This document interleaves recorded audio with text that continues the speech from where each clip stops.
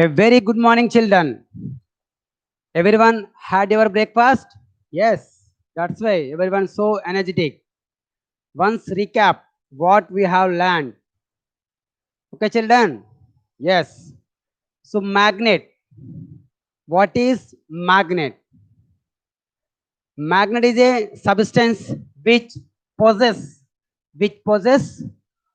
property of attracting iron things. Property of attracting iron things is called a magnet. Once again, I repeat, magnet is a substance which possess attracting capacity, attracting property of iron things, or iron material or iron objects. Am I clear, children? Yes. And next one, story of magnet we learned. So, who discovered the magnet? Yes, Magnus. Natural magnet discovered by Magnus. So, natural magnet also possess attracting property of iron things. Am I clear, children? Yes. Next one, types of magnets. Basically, two types of magnets are there. One is natural magnet and second one is man-made or artificial magnets. Man-made or artificial magnets. In natural magnets, example lodestone. Man-made magnets or artificial magnets, some examples are there. So first one is bar magnet, U-shaped magnet, ring magnet, disc magnet, dumbbell shaped magnet, cylindrical shaped magnet, horseshoe magnet shaped magnet. So many are there because of they are man-made. What type of shape you required, you prepare our own. Isn't it, children? Yes. So after that, the different shapes of magnets I showed. Different shapes of magnet I showed. So after that, attracting capacity. You done a small activity. What is that? Soil and bar magnet. The material required to conduct an activity is bar magnet and soil. Activity, what you observed? A black particles. A black particles or dark particles you observed. Am I clear, children? Yes. That black particles or dark particles are called what? Yes, iron fillings. Iron fillings. That is very interesting activity. Already you done in previous class. Am I clear, children? Yes. So after that, what we learn today, the subtopics are. Today, the subtopics we will learn. One C, magnetic compass, and magnetization, magnetic compass. And second topic, today's second topic is magnetization, and third topic is bone magnetic compass. How to prepare bone magnetic compass. Am I clear, children? Yes. Today the subtopics are these. Once again, I repeat the subtopics. Magnetic compass, magnetization, and third one, bone magnetic compass. Okay, these are the subtopics we will learn today. Today's session we will learn, these are the subtopics. First one is magnetic compass.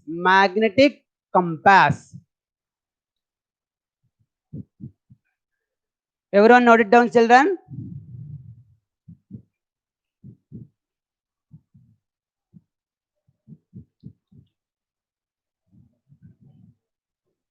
Magnetic compass.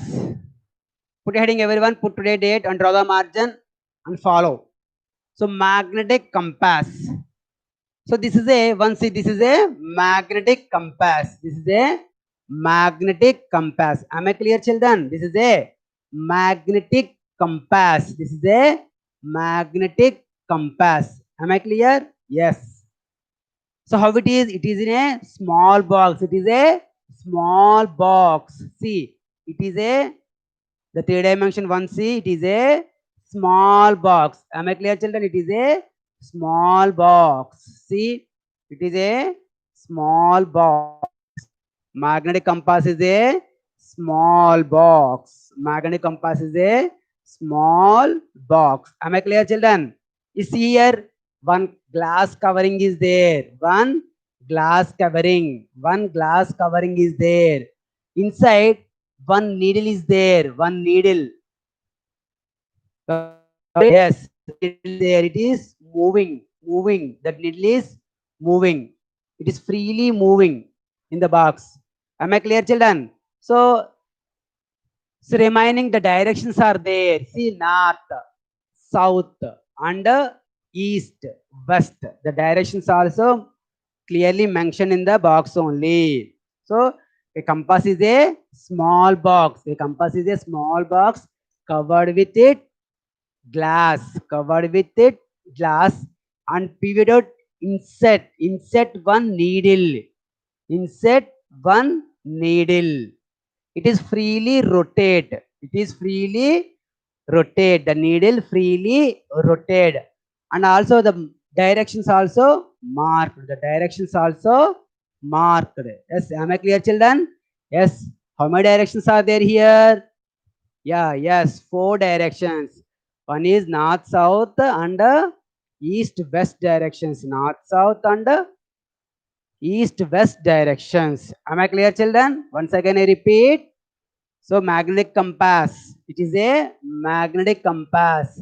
Magnetic compass is a small box. Magnetic compass is a small box covered with glass cover. Covered with glass covered. Okay. After that, inside one needle is there. Inside one needle is there. So that needle is freely rotating. The needle freely rotating. Am I clear? So here see two colored you observed. It is shaded with two colored. One is red color and another one is silver color. One is red color and another one is silver color to identify the directions easily. Why it is colored or shaded? Because of to easily identified. The red shows north towards north direction towards north. That's why. Am I clear, children? Yes. Once again, repeat. Magnetic compass is a small box covered with glass. Covered with glass. Inside one magnet is there. One magnetized needle is there. It is freely rotated in the box and four directions are there. One is north, south, east, west directions are there. So what is the use of this? What is the use of magnetic compass? To find out the direction. To find out the direction. To find out directions. What is the use of magnetic compass? To find out the directions. To find out the direction. So mainly it is used army people and mountaineers in ship and aeroplanes also it is widely used because of they find out the directions they travel towards which direction either north direction or south direction or east direction or west direction it is simply it shows the direction it is magnetic compass shows the direction that's why it is widely used in aeroplanes ships and mountaineers who climbing the mounts to the place exactly where there.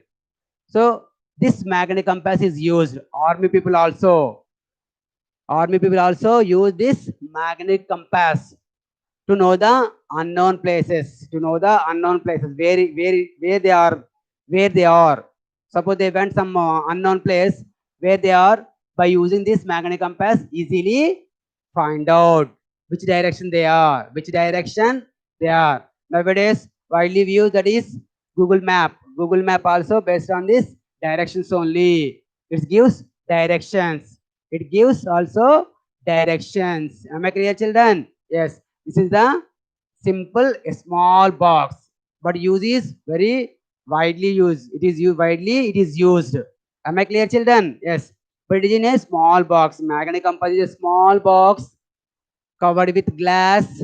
Inside one magnetized needle is there, and it is shaded with two colors. One is red color, another one is silver color. So red color shows always towards north. Am I clear, children? So what is the use of this? To find out the directions. To find out the directions. What is the use of this magnetic compass? Main use of what? Only find out the directions. Not only two directions, remaining also east, west also you find out. Total directions you find out by using magnetic compass. Am I clear, children? Yes. Am I clear? Yes. Magnetic compass is a small box covered with glass plate or glass. Inside one magnetized needle is there, and it is freely rotated in the box. It shows north-south direction and also east-west directions. By using this to find out the directions. Am I clear, children? Yes. Very good. So after that, how to magnetize the needle? How to magnetize the needle? Already in magnetic compass, we use magnetized needle. Magnetized needle. How to prepare our own magnetized needle. Our own magnetized needle. So for this is also a small activity, very interesting activity. This is also a very interesting activity, but it is a very small activity. Am I clear, children? So for doing this activity, what are the material required? Yes, one bar magnet, and one bar magnet and iron nail. These two materials were required to conduct this small activity. Am I clear, children? Yes. Shall I start? Yes, yes. Magnetization. Magnetization. Put heading, children. Magnetizing.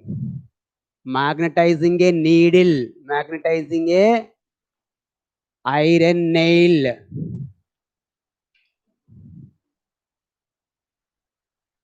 Magnetizing an iron nail by using single touch method. Single touch method. Single touch method. Am I clear, children? So magnetizing the needle, here two types of steps are there. So one is single touch method and another one is double touch method. Now we use single touch method. Single touch method. By using single touch method, how to prepare our own magnetized needle. Our own magnetized needle. How to prepare? By single touch method. Single touch method. Am I clear, children? So what are the material required? One bar magnet. One bar magnet required. One bar magnet required to conduct this activity. Another one, iron nail. Iron nail required. Am I clear, children? Iron nail required. Iron nail required. These two are sufficient for doing this activity. So magnetize iron nail by using single touch method. Am I clear? Everyone put heading like that. Magnetizing an iron nail by using single method, single touch method or single stroke method. Am I clear, children? Yes. Now you take, this is the iron nail, place on a table or table. You think table it is? You think like that this is a table. Am I clear, children? See. Yes.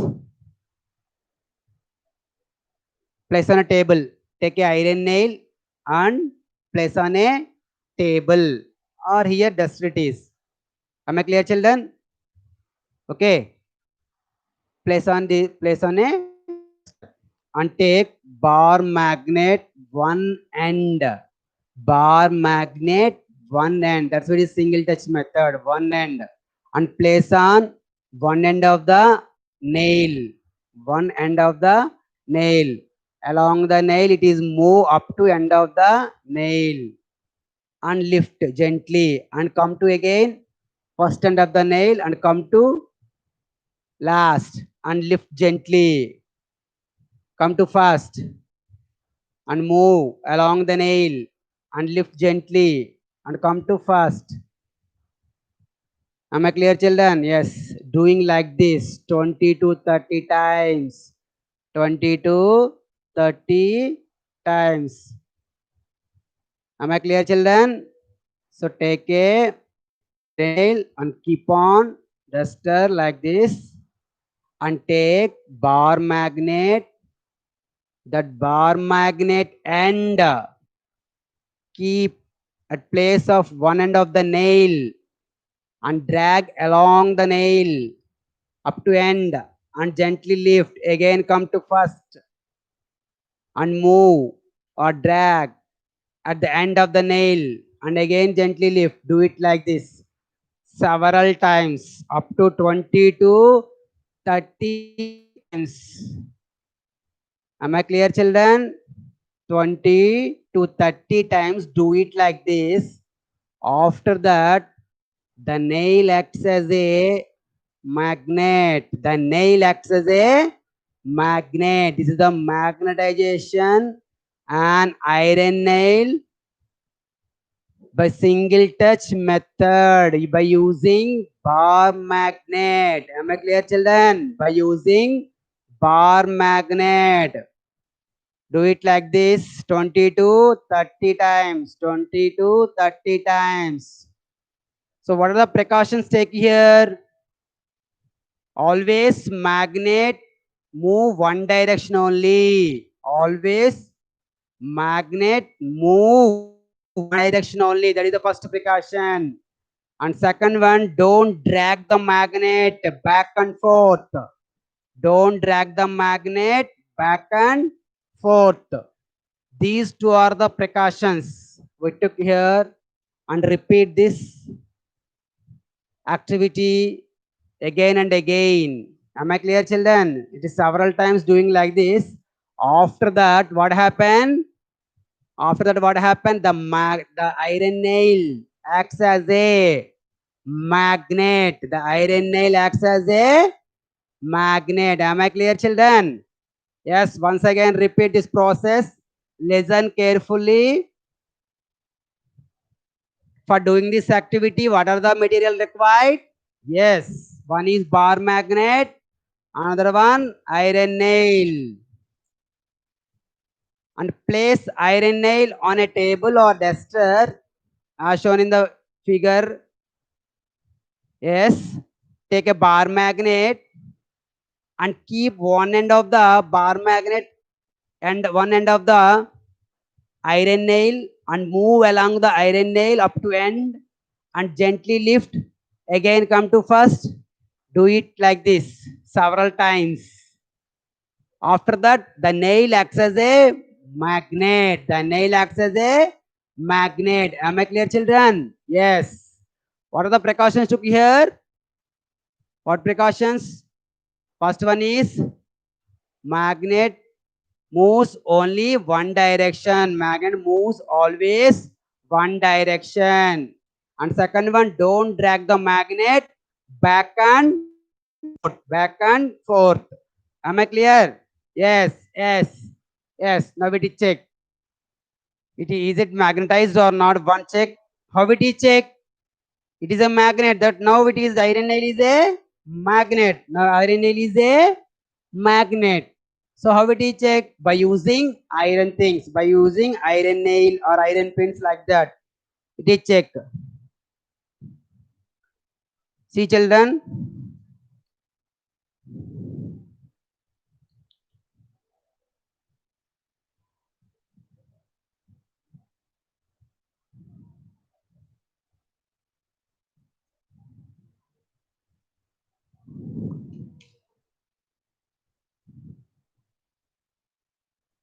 See, is it attracted? Yes, children. Is it attracted? See, yes. One stapler pen is attracted by nail. Is it clear, everyone? See, yes. Am I clear, children? So now it is the iron nail acts as a magnet. The iron nail acts as a magnet. Am I clear, children? Yes. It is very nice, no?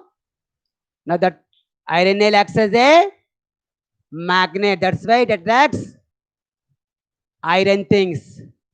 Stapler pin is a iron material. That's why it is attracted. That's why it is attracted. Am I clear, children?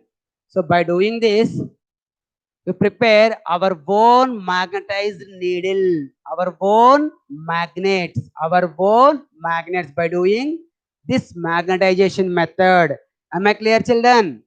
That's very nice now. This activity is very nice now. Everyone try your home. Yes, that's very good. Okay. Am I clear, children? Yes. Yes. Okay. Very good. So after that, so write the precautions. While doing this activity, what are the precautions you took here? First one is, note down, children, precautions. First one, magnet moves always. Magnet moves always one direction. Always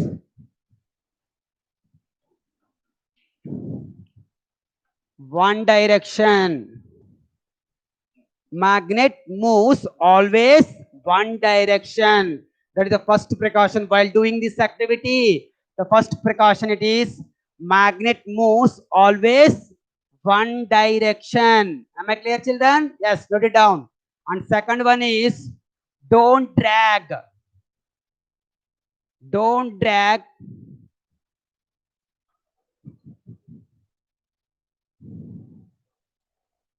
back and forth.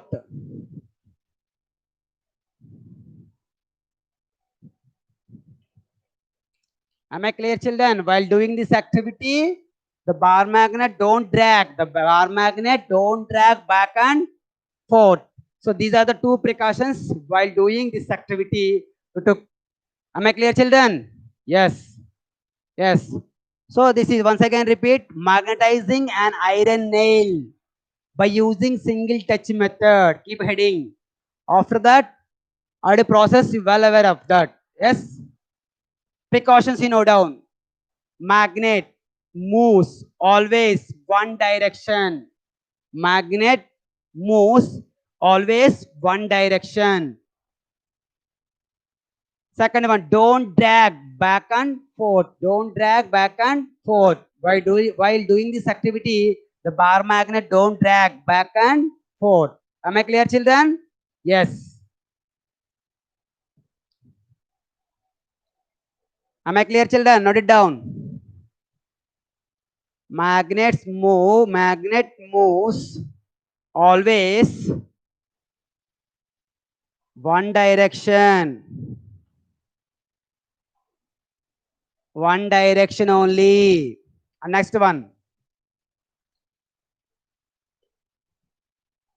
And second point, that is don't drag back and forth. While doing this activity, don't drag the magnet back and forth. Am I clear, children? Yes, yes, very good.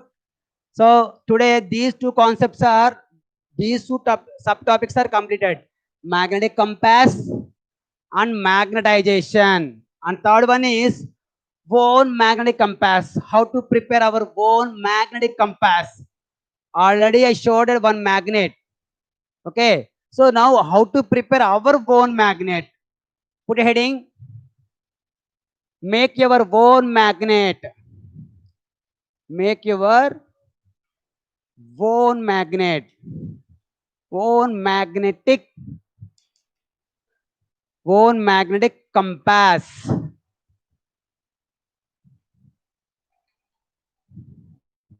Yes, am I clear, children? Put a heading. Make your own magnetic compass. Note what are the material required? Required material. While doing this activity, what are the material required? Required materials.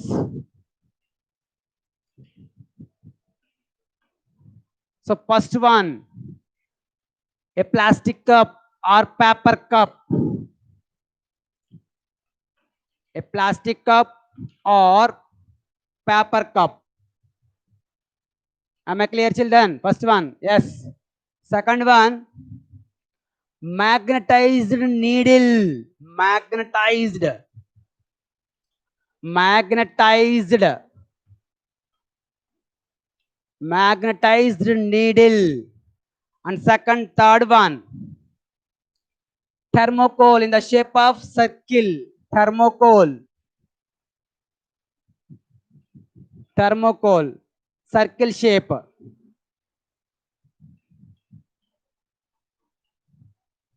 Am I clear, children? Fourth one, sellotape and marker.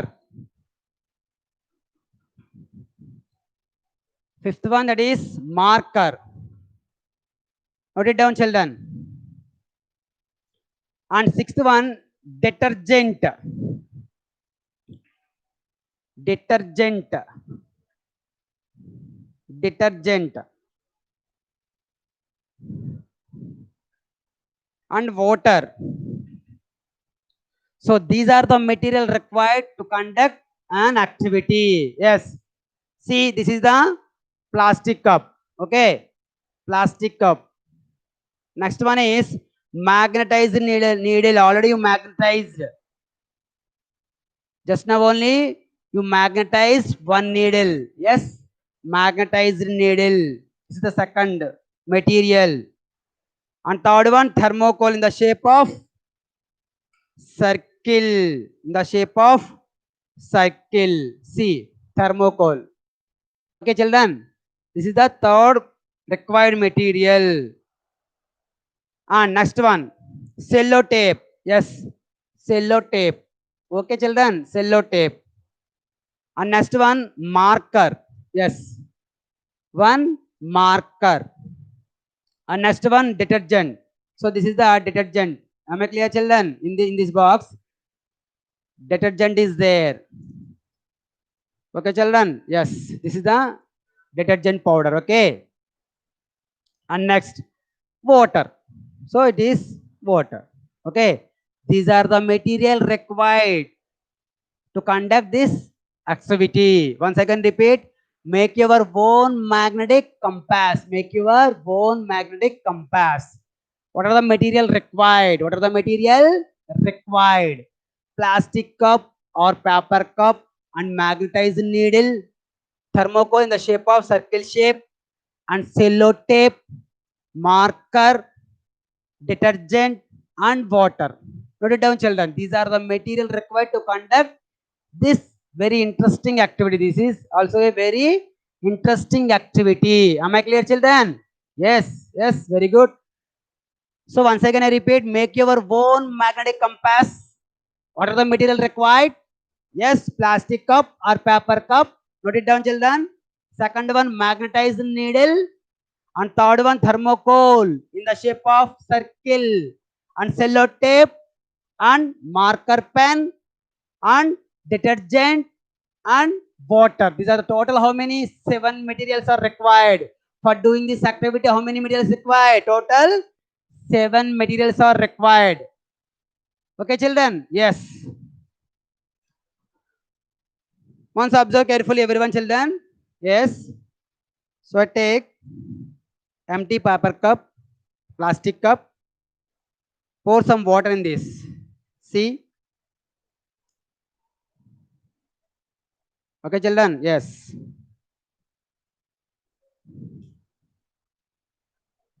Okay. I keep aside this one. And after that, what do you want? So magnetized needle. Magnetized needle. So take thermocol in the shape of circle and take magnetized needle and tape it. By using tape, you tape it, the magnetized needle, tape it. Am I clear, children? The magnetized needle, tape it. Take cello tape and tape it.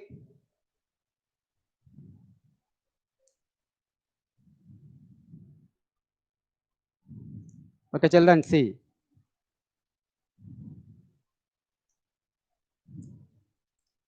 Okay, it is taped into that thermocol. Yes, see. So now it is marking with marker pen. So this is north, this is south, north, south, east, and west. Now see, north, south, east, west. Am I clear? Like this, you mark it. So after that, you place it into a water. You place it into a water. Before that, we add some detergent. Some detergent. Why it is add? Any reason? Yes. The detergent powder add to the water. The water, how it is? The nature of the water is slippery. The nature of the water is slippery. So why it is add? The thermocol freely rotate. For freely rotating, the thermocol freely rotating, we add small detergent into the water. The water now it is slippery nature. The thermocol easily rotate. And the directions. The direction. Yes. Am I clear? Why it is that? The thermocol easily or freely rotate on the surface of the water. Am I clear, children? That's why we add small detergent to the water. Once again, repeat. Why we add small detergent powder to water? So already well aware of that. That is soapy water or detergent water. How it is slippery in nature. Slippery in nature. So that's why we add detergent to the water. The thermocol easily rotate or freely rotate on the surface of the water. That's why we add small detergent to the water. Am I clear, children? Everyone? Yes. Very good. So now place on the water.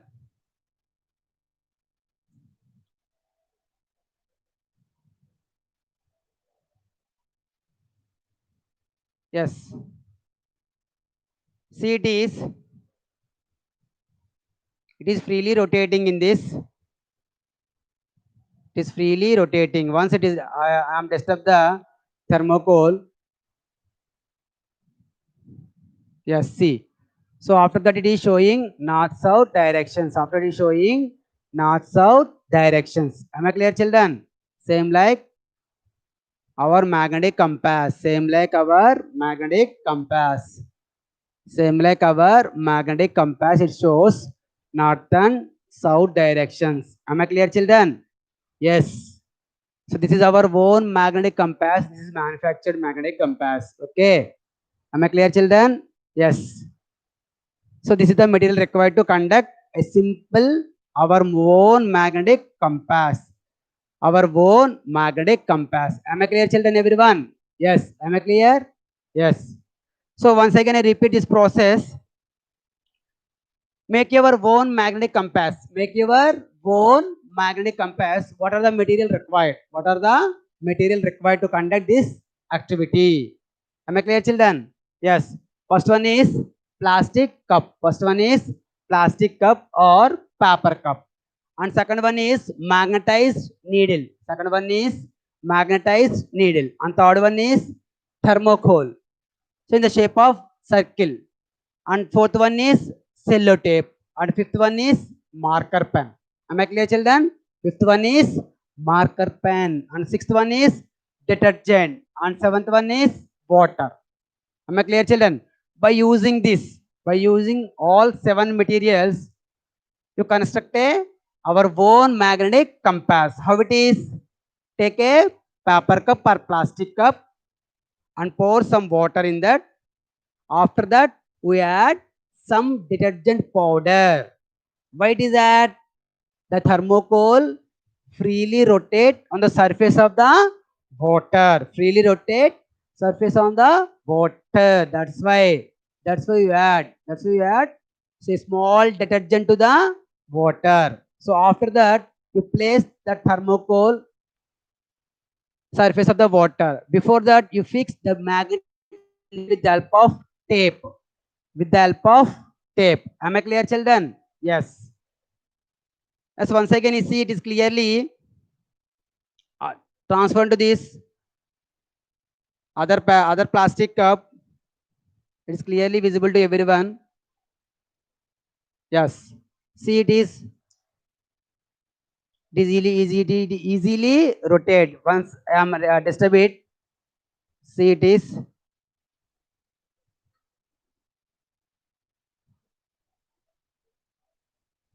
Yes. See, once again. Yes.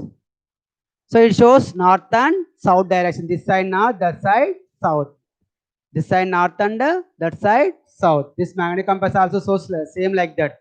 This side north and this side north, that side south also. See. Am I clear, children? Yes. Am I clear? Yes. So this is our own magnetic compass. Own magnetic compass. Am I clear, children? Yes. So after that, so magnetic compass, that is, it is the magnetic compass. Once again, I repeat the first subtopic today. First subtopic, magnetic compass. It is a small box. Magnetic compass. It is a small box and covered with glass. And covered with glass. So inside one magnetized needle is there. Inside one magnetized needle is there. Okay, children. So after it's showing directions. Directions also marked here, north, south, and east, west. Am I clear, children? Yes. What is the use of magnetic compass? To show the directions. To show the directions. It used aeroplanes, ships, and army people and mountaineers carry this magnetic compass to find out the any unknown places where they are by using this magnetic compass. So towards they are moving towards south or not. So by using this, easily identify their way, where they are going. Am I clear, children? Where they are moving. Am I clear, children?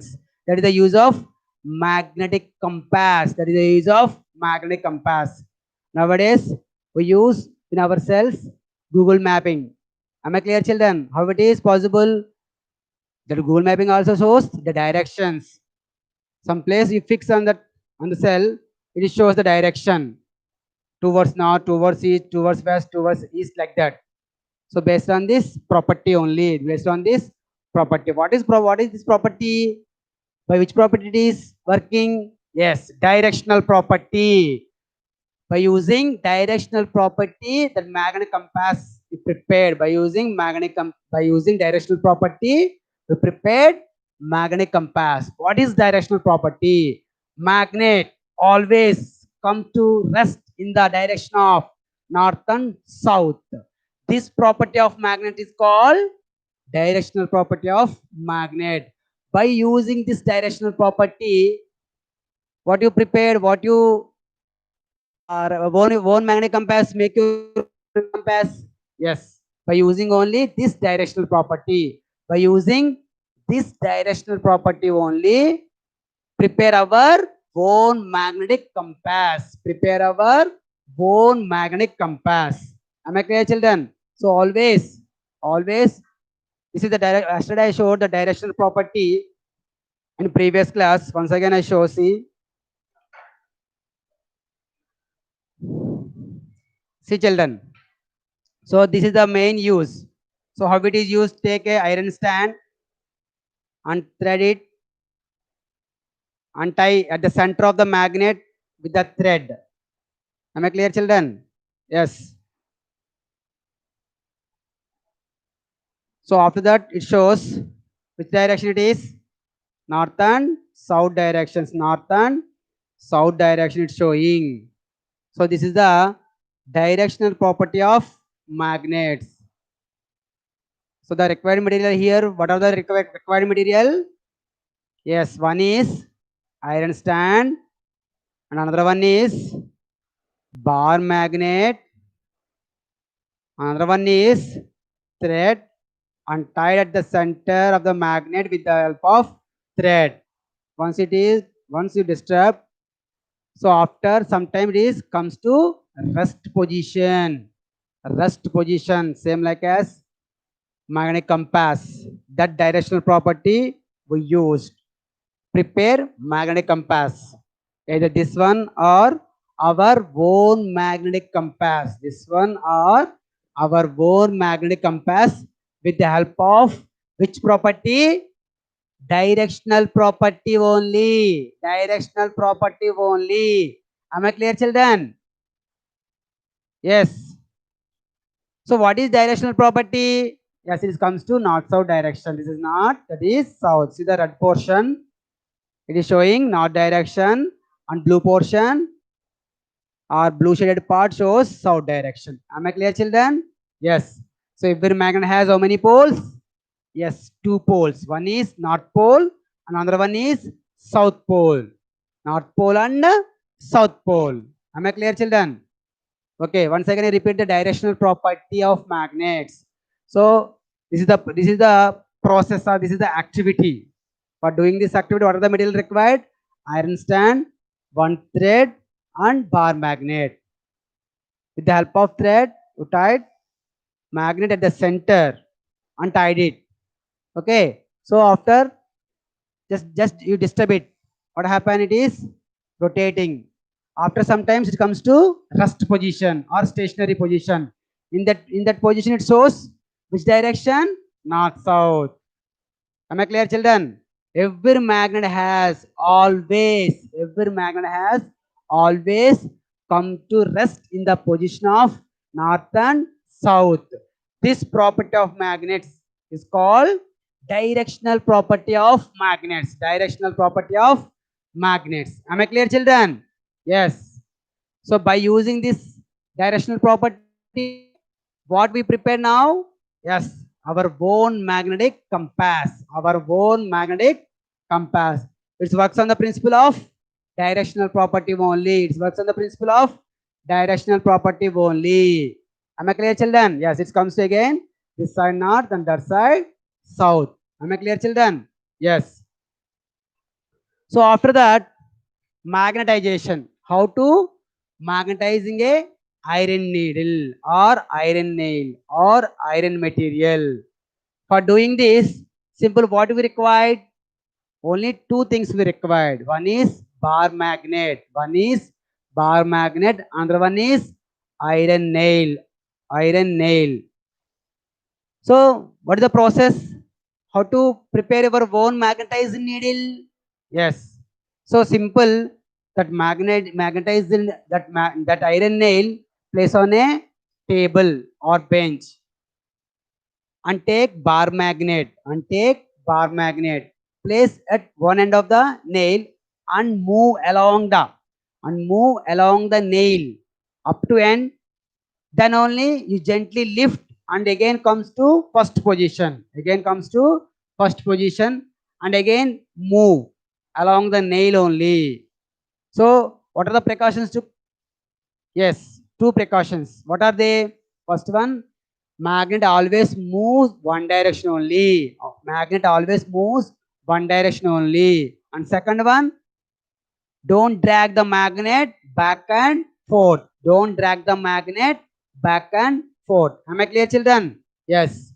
So this is the process of preparing our bone magnetizing needle. Bone magnetizing needle. That process is called magnetization. Simply it is called as magnetization. Am I clear, children? Magnetization. Simply it is called as magnetization. Yes.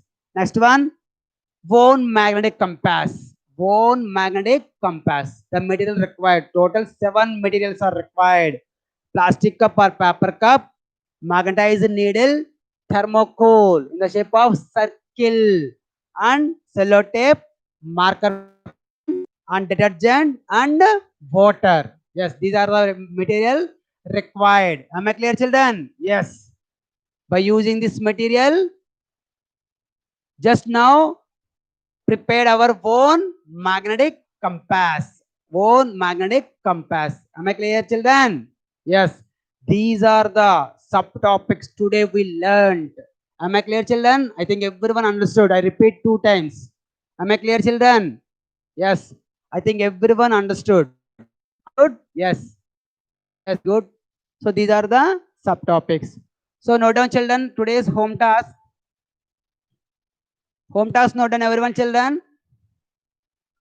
How to make your own magnetic compass. Children, everyone do it in your home. The materials, all the materials are available in your home only. Am I clear, children? Yes. Note down. Home task, put a heading. Home task. Am I clear, children? Yes. Home task. Children, make your own magnetic compass. How to make? How to make your own magnetic compass.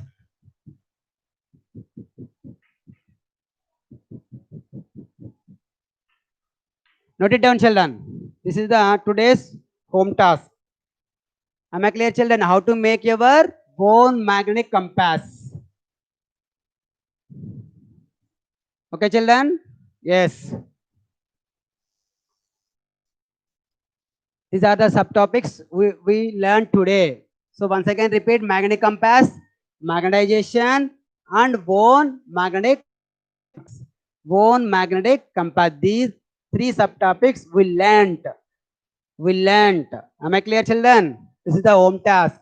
How to make your own magnetic compass. How to make your own magnetic compass. Am I clear, children? Yes. Yes. I think everyone noted.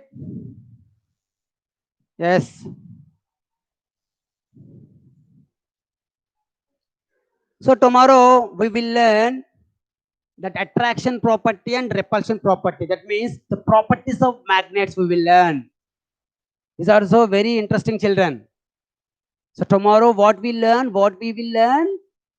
Attraction and repulsion property. These are the magnetic properties. Magnetic properties. Magnetic properties we will learn. Okay, children. So just children, listen 2 minutes. Break, take break, and have it your water and stand up once. Okay, children. Next class is mathematics. Okay.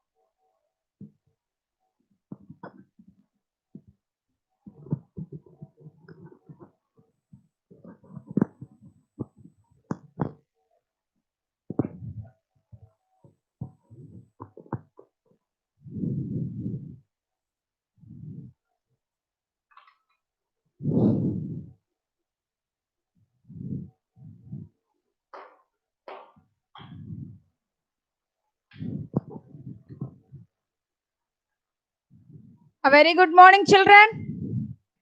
Today, mathematics class about the concepts what we have discussed on Saturday, review of 5 minutes, and then we will move to the today's concept. Today we are going to the concept learning about place value, expanded form, short form, and use of commas. Okay, children. I think all of you have relaxed for 5 minutes.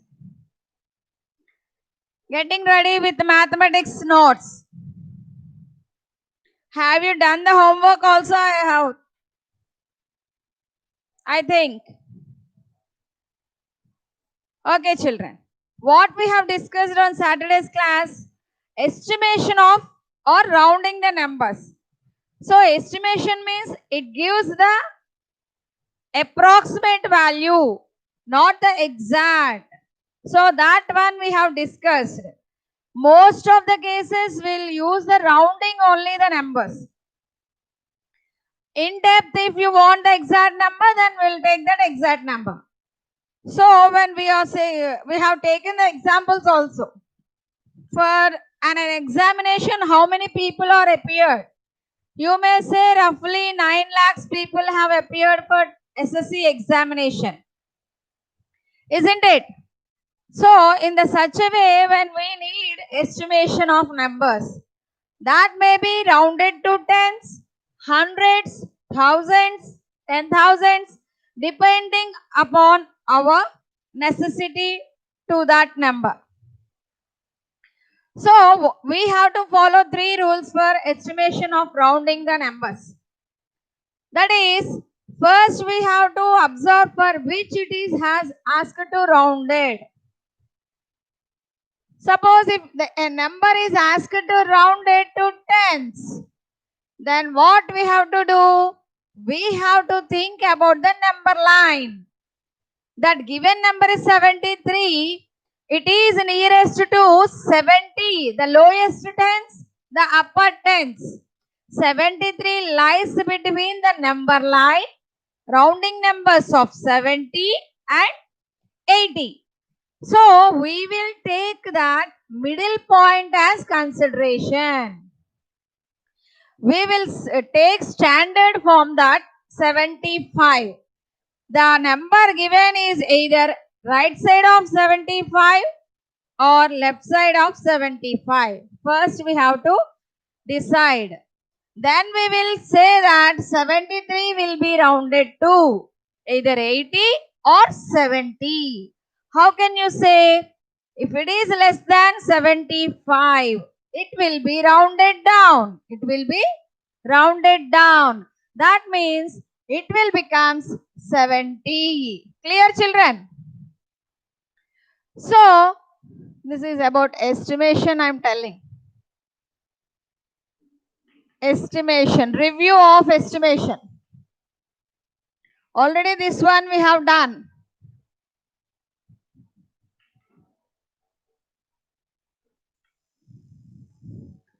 So 73 will be rounded to 70. Then comes to, if you take any number, that 49. 49 I want to round to tens. Then what to be done? Immediately we have to think of the number line where it lies between. The rounded number for 49, the number line is 40 and 50. So 49 is greater than 45. So it is nearer to 50. Suppose in 49 we have 349 like this. They asked to round for tens only. They asked to round the tens only. Then what do? We have to think what are the tens given. We don't bother about the hundreds place. We need not bother about the hundreds place. Then we'll think of about only 49. 49 is rounded to 50. Why? Because it is nearer to 50. So the answer becomes 350 rounded to tens. Suppose the same number is asked to round the hundreds, nearest hundreds. Then we have to think about 349 lies lies between 200 numbers. That means 349, what is the number line? You have to think. That means the lower hundreds and the upper hundreds of 349. That means 349 lies between 300 and 400, isn't it? What is the halfway number? 350. Now we have to compare with 350 here. So whether our 349 lies left side of this less than 350 or more than 350. If it is more than 350, it will be rounded to 400. If it is less than 350, it will be rounded to 300. So our answer is 300. Clear, children? Are you following? Nextly,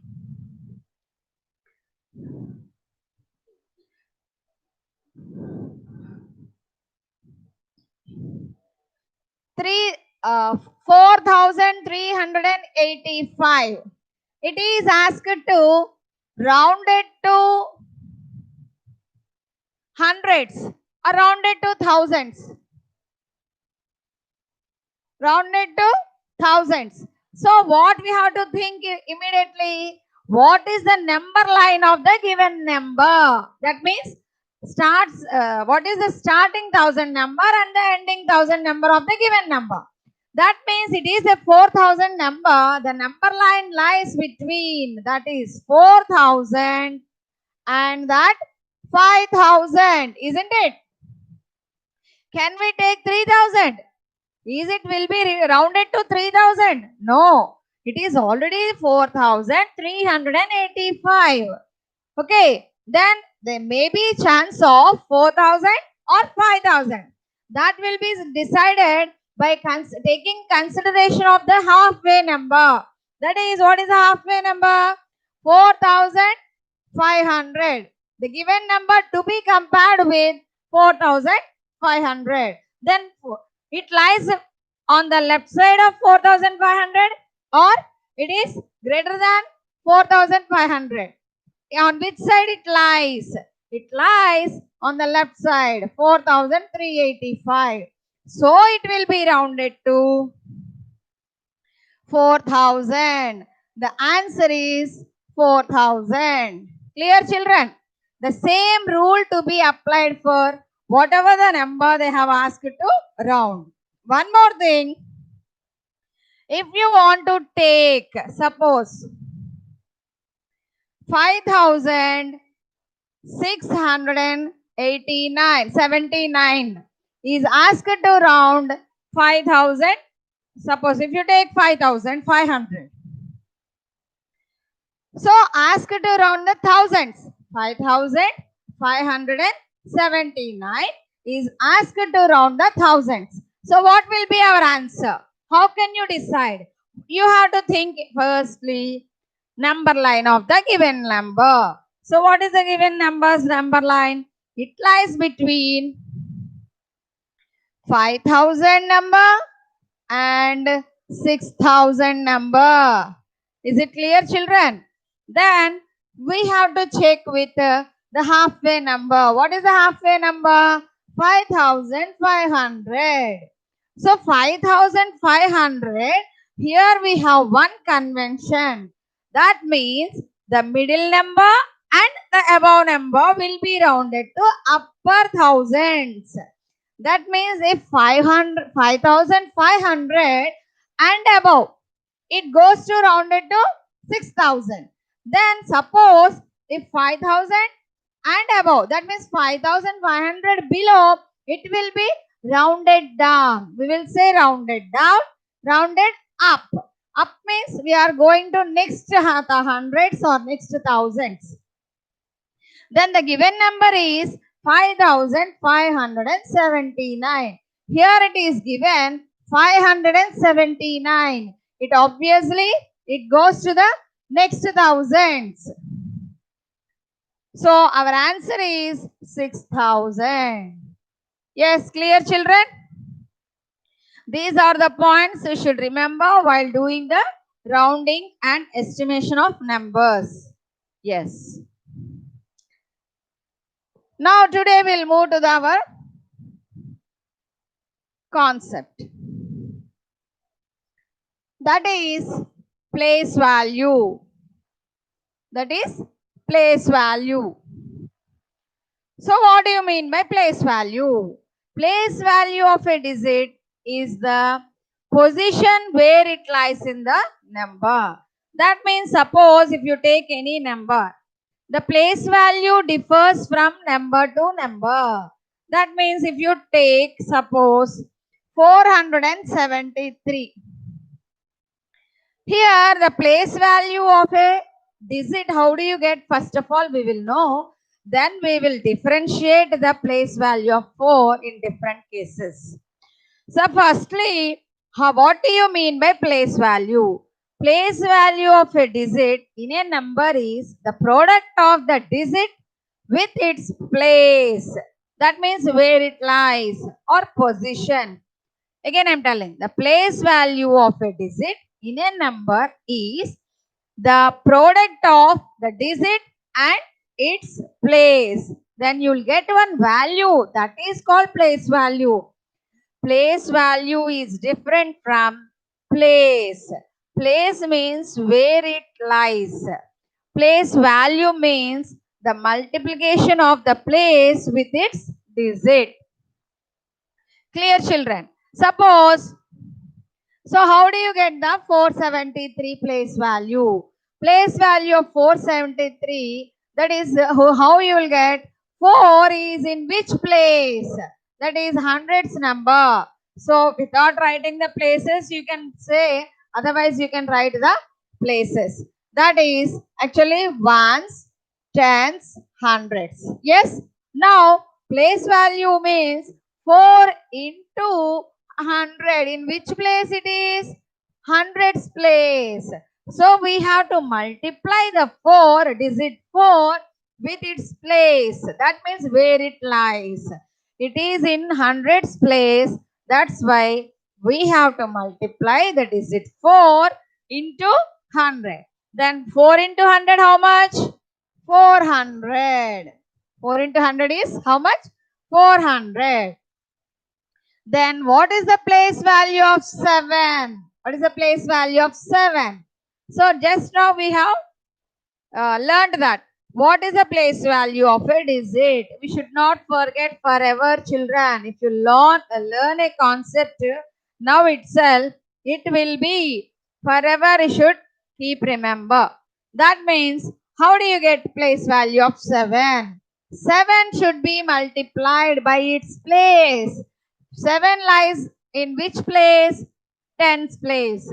So 7 into 10 gives how much? 70. Then comes to that third one, the place value of 3. 3 is in which place? 1's place. So that is actually 3 multiplied by 1, you will get 3. This is about the place value. So keep heading place value. I'll give some running notes. Place value and expanded form. Yes. Now take notes.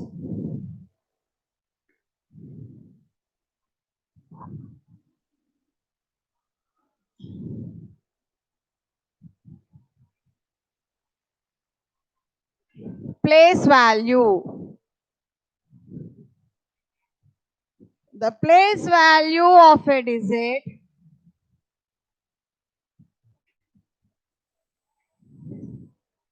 is the product of digit and its place. And its place. Very clear. So define place value. They may ask the question. Then you have to be ready with your definition. One more clear point I want to say, children. So that expression means we can give in any way. But when they ask to write a definition, you should write that terminology correctly. Then only you will get full marks. What are the subject may be? If physics, the definition is asked. That definition only, that what is given with the terminology, that should be produced. Understand? Suppose if you go on in higher standards, then they will get you definitions and theorems also. The theorem means that whatever they have prescribed, that only should write. Clear, children? You may express in meaningful way, but the terms which are used should be there. In that should be there. Clear? Then the place value of a digit is the product of the digit and its place. Now take down the example. So whatever I have written, that all I am writing. So place value of 4. 4 into 100, that is 400. Clear? So we have to write the places. We have to write the places. If you are well known, you need not write. Then what is the place of 7? Place value of 7. It is 7 into, that is 10, 70. Okay. Then the place value of 3. That is 3 into 1 is 3. This is about the place value. Note down.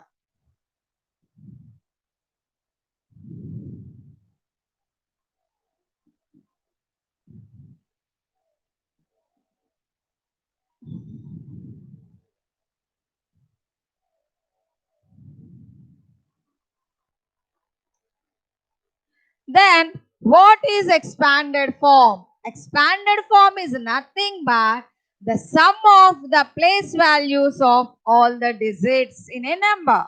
Very simple. Expanded form is nothing but the sum of the place values of the all the digits. Whatever the digits are given in the number, if you add all the place values of the digits, you will get the expanded form. So when they ask you to write the definition, you have to write in a clear-cut manner. The meaningful way expression is different from the definition as it is to be presented. Clear, children? So now expanded form.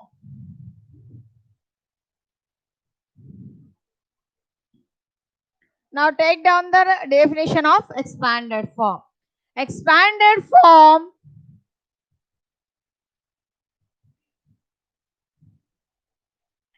the sum of place values of the digits in a number is said to be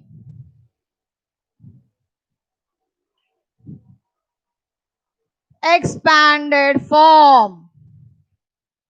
See, children, the sum of place values of the digits in a number is called is said to be expanded form. For example, if you take another example, expanded form example.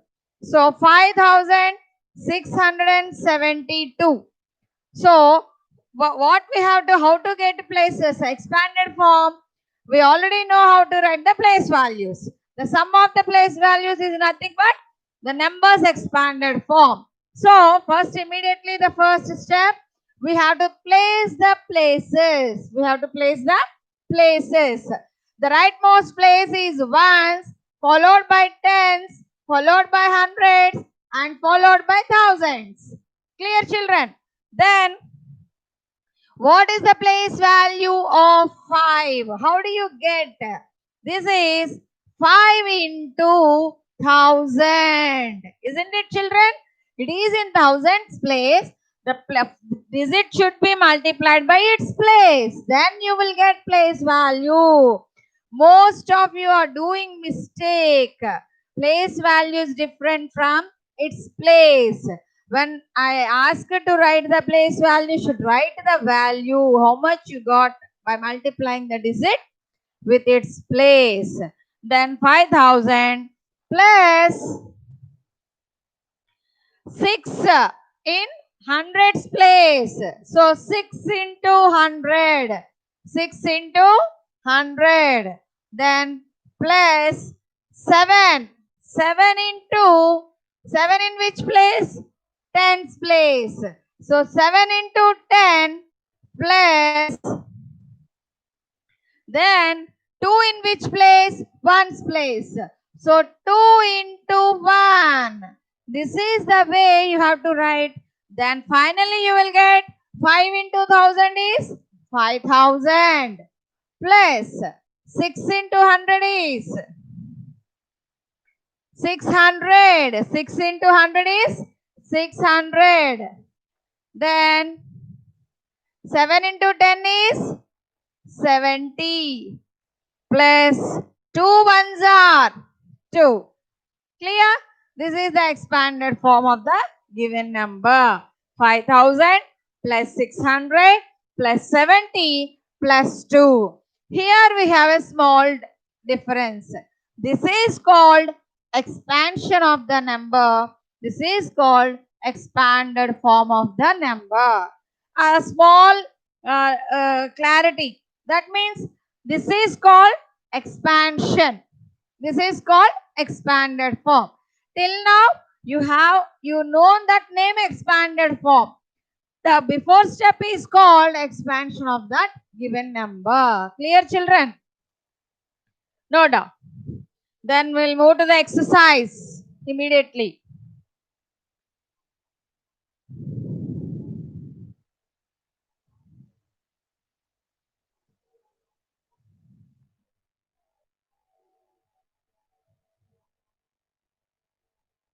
Yes. Yesterday we have done 3 Romans. Now we are going to do fourth Roman, fifth Roman. Fourth Roman and fifth Roman. Fourth Roman is about expanded form.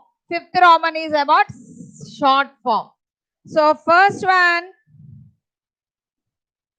write the numbers in short form. Short form is nothing but, keep heading, exercise 1.2, textbook, page number 3. Yes.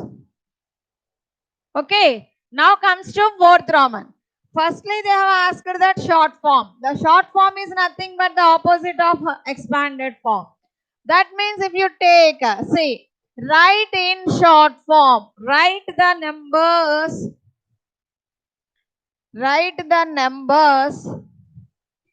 in short form. Write the numbers in short form. See, clear? Listen. What is that first one? It is given as 3000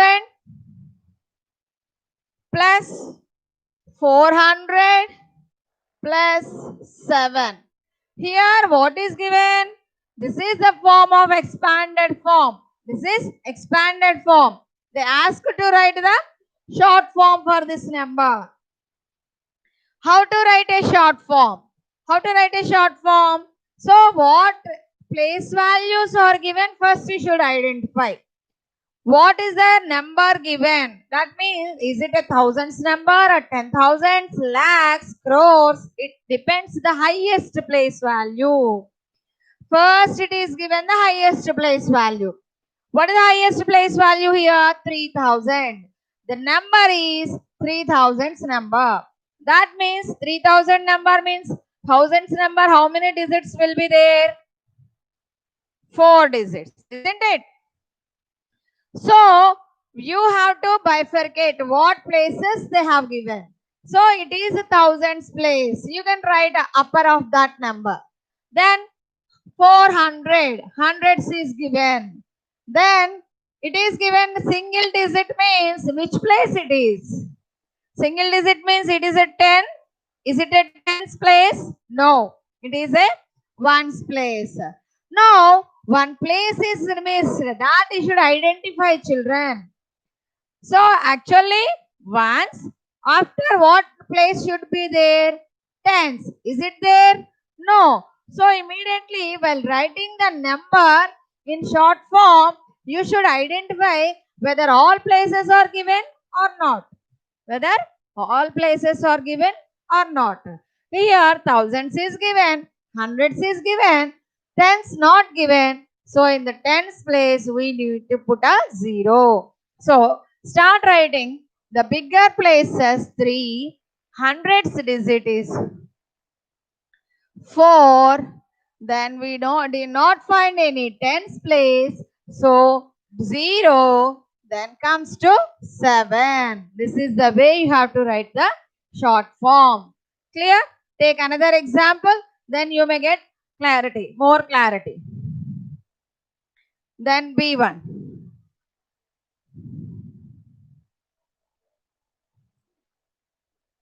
30,000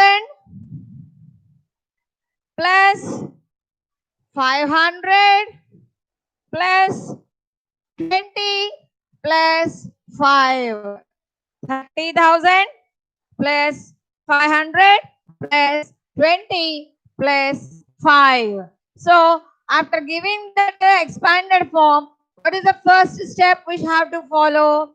We have to identify which places are given and what is the number given. That means that number belongs to lakhs or thousands or 10,000s. So, by observing 4 zeros with the digit, it will be obviously 10,000s place. See, ones, tens, hundreds, thousands, 10,000. What is the given number? 30,000s. That means the place value is 10,000s. Then before place should be what? 10,000s before thousands. But is it there? No. So what is given again? Hundreds is given. Then next what is given? Double digit number. Tens place. Then single digit number. Ones. So our number should contain how many digited number should be? We have to write 5 digited number. Why? Because 5 digited number will be the answer. It is given the highest place value is 30,000. 3 after 4 digits. We have to replace 3 after 4 digits. I'm checking also, I'm telling. So, firstly, write down the first digit. That is 3. Then comes 2. 5. 5 is in which place? We have to write 5 in hundreds place. Then what about the thousands place? No digit, no number is given. No place value of thousands number is given. So what to be write immediately? 0. Then followed by hundreds. So hundreds means what is the digit given? 5. Then hundreds after tens. What is the digit? 2. Then what is the digit in ones place? 5. This is the correct answer. If you write as it is given 3, 5, 2, 5, it is wrong. Why? Because it has a 5 digited number. It is a 5 digited number. So if you write 3, 5, 2, 5, it has become 4 digit number only. When you read this number, that's why after writing the answer, you should check your answer. It is very, very important. So, if you check your answer when you have written, suppose like this. What is the number? Reading the number name of this number? 3,525. Is it correct? No. They have given 30,000 number. So, the number should be, read it as 30,525. That means 5 digit number. Clear, children? Yes. Note down. 2 I am giving. The other 2 you have to do at home. Taking as homework. Then write the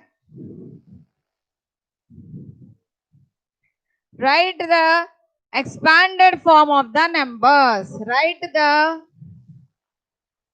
expanded form of the numbers. Write the expanded form of the numbers.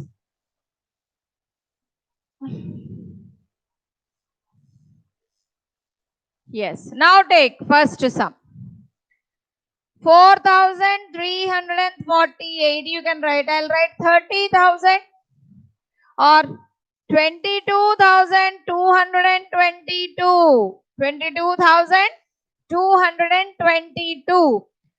What we have to write for this number? Expanded form. Expanded form means place sum of the place values of the given number. So we should need to know how to write the place value. So immediately should place the places. What is the first rightmost place? Ones, tens, hundreds, thousands, 10,000s. Carefully listen, children. It won't be repeated in any class. That means you have learning whatever that. Basing on that concept will be built up. Clear? That again and again, if you're going on learning the whatever the concepts have done in this class, you will miss the upper part. Why? Because if you learn the basic levels, on basic levels, the concept will be built up. So basic is have to be registered in your mind. So how to write the expanded form? So first take that highest place. 2 in 10,000's place. So what is that? 2 into 10,000. 2 into 10,000 plus 2. Another 2 is given. All are 2's only. Don't get confused. So 2. Another 2 in which place? Thousands place.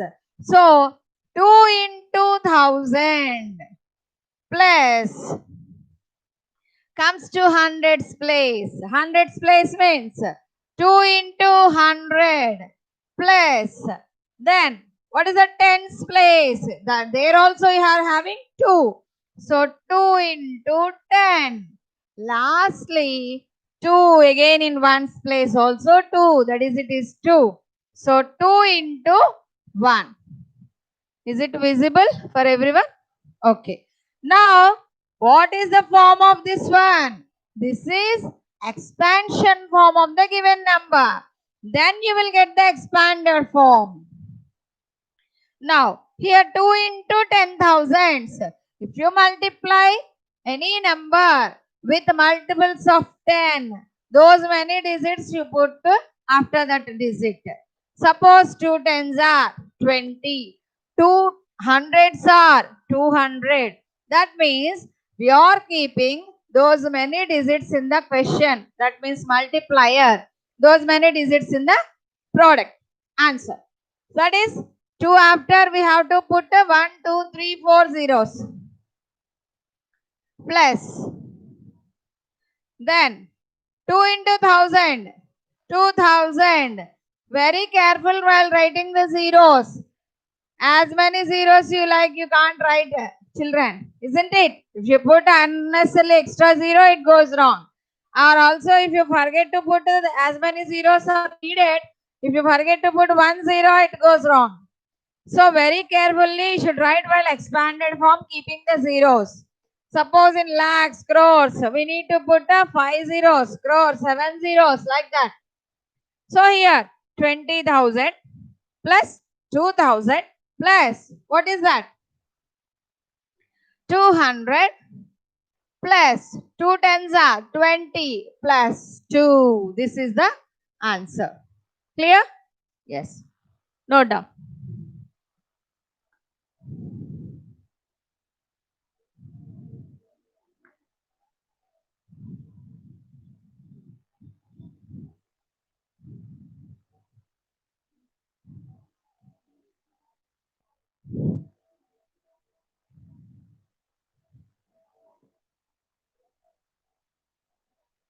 Yes.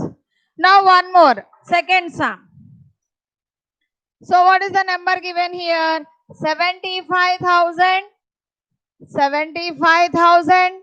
25. 75,000. 25.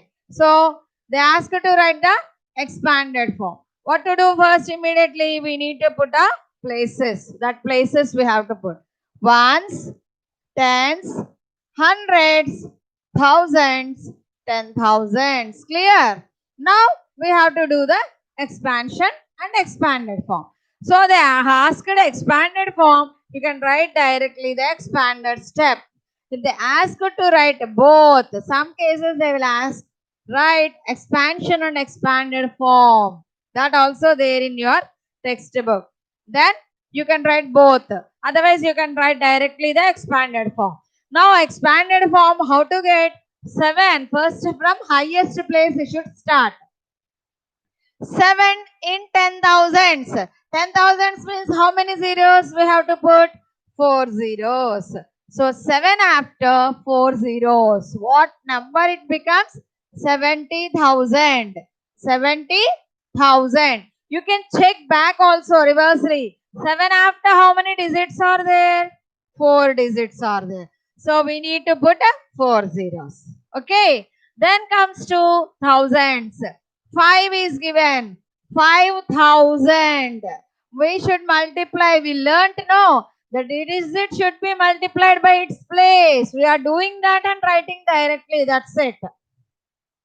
Then what is that? 0. 0 with any number you will get a 0. Either you can write 0 into 100 or you can simply write 0. You can simply write 0 plus 2 into, what is that? 2 into, in which place 2? Tens place. In which place, children? 2 into 10 plus 5. Sorry, directly we are writing no? Yes. 0 into 100 becomes 0 plus 2 into 10 is 20 plus 5 into 1 is 5. 5 into 1 is 5. So this is about the expanded form. Note down.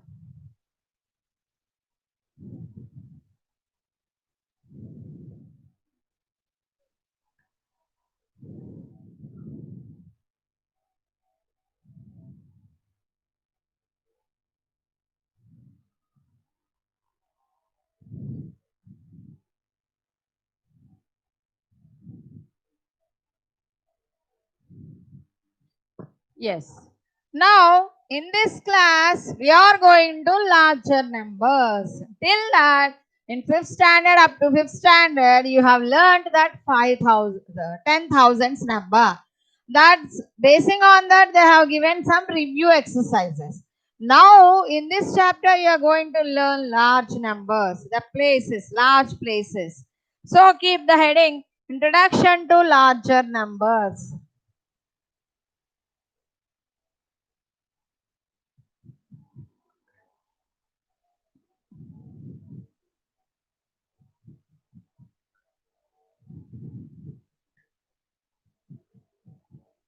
Introduction to larger numbers. That means in Indian place value system, we will follow the numbers from places from ones, tens, hundreds, thousands, 10,000s. Next you will get lakhs, 10 lakhs and crores, 10 crores. Till that, 4 more places you are going to learn increase in this chapter. So, first point. In the Indian place value system,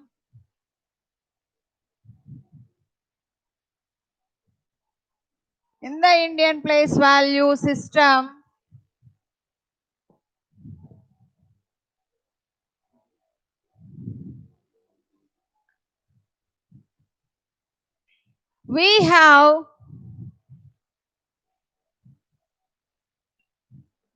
the places ones, we have places ones,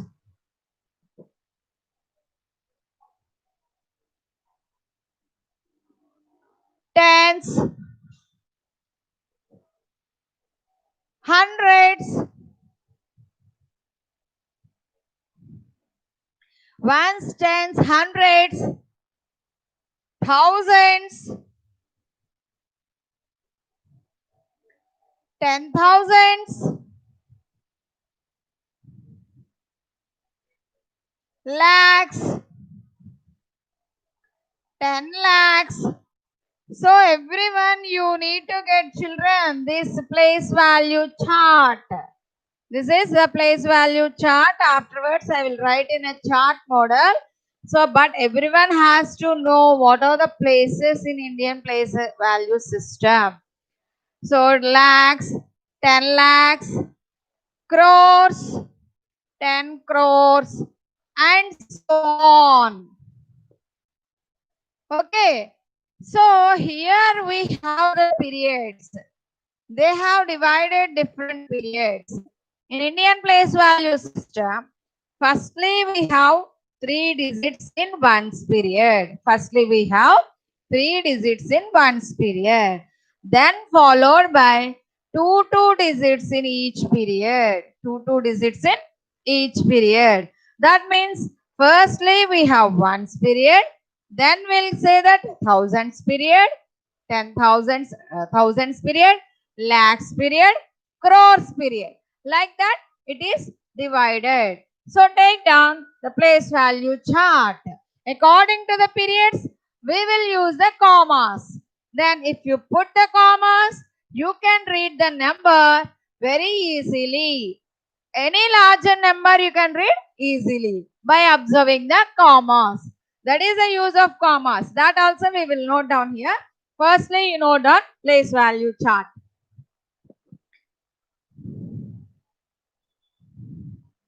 Periods, places.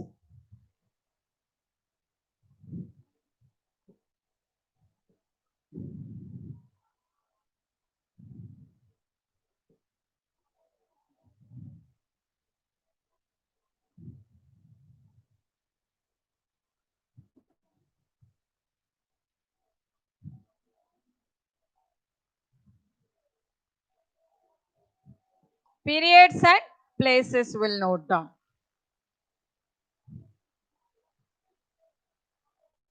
Keep heading Indian place value chart.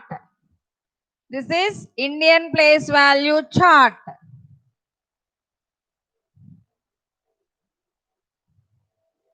and the letters what we will use for representation of those places.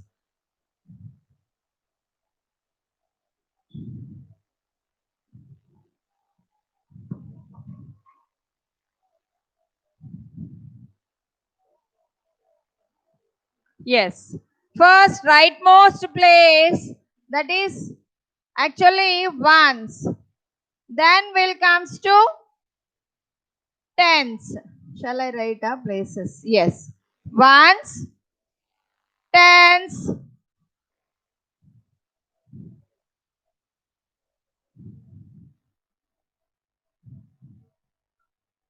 ones, tens, hundreds.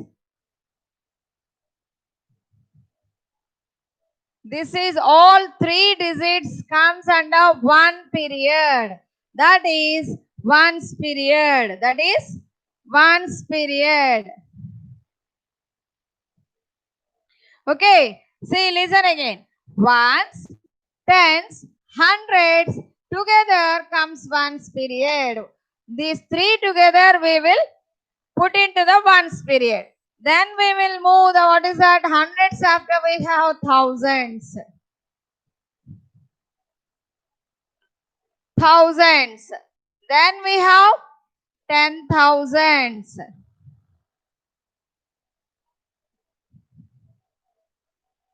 Okay, children. These two places comes under thousands period. Thousands period. These two places comes under thousands period. Then we have lakhs. 10,000 after lakhs. Then 10 lakhs.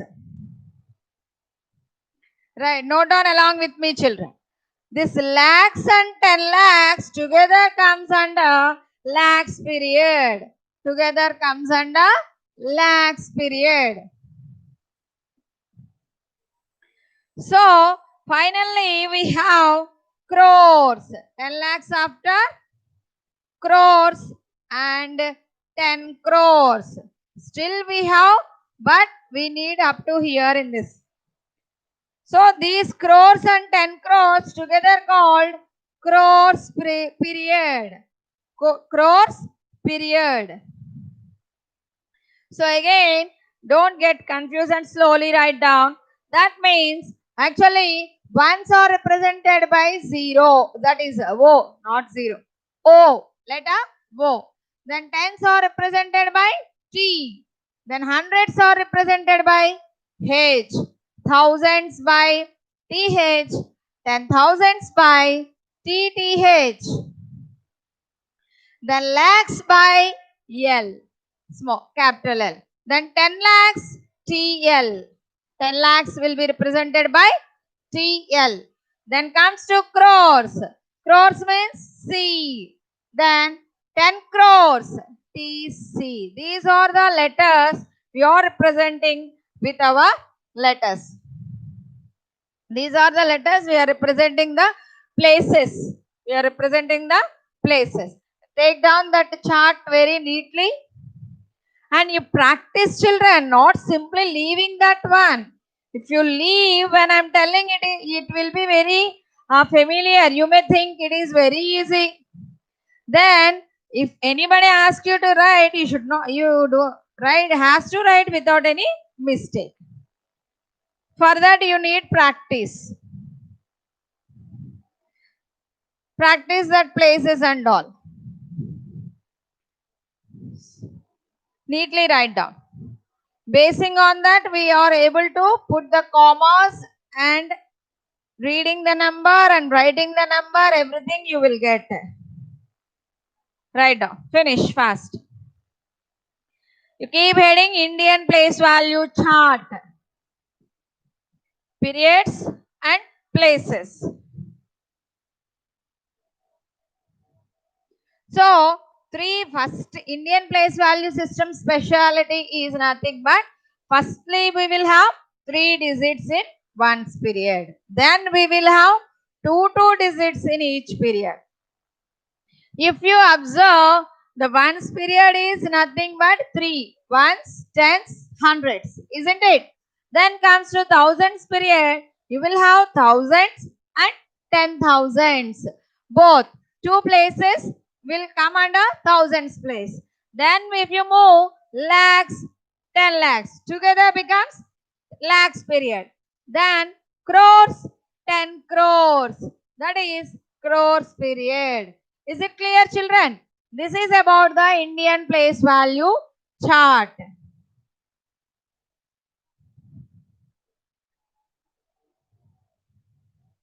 Yes.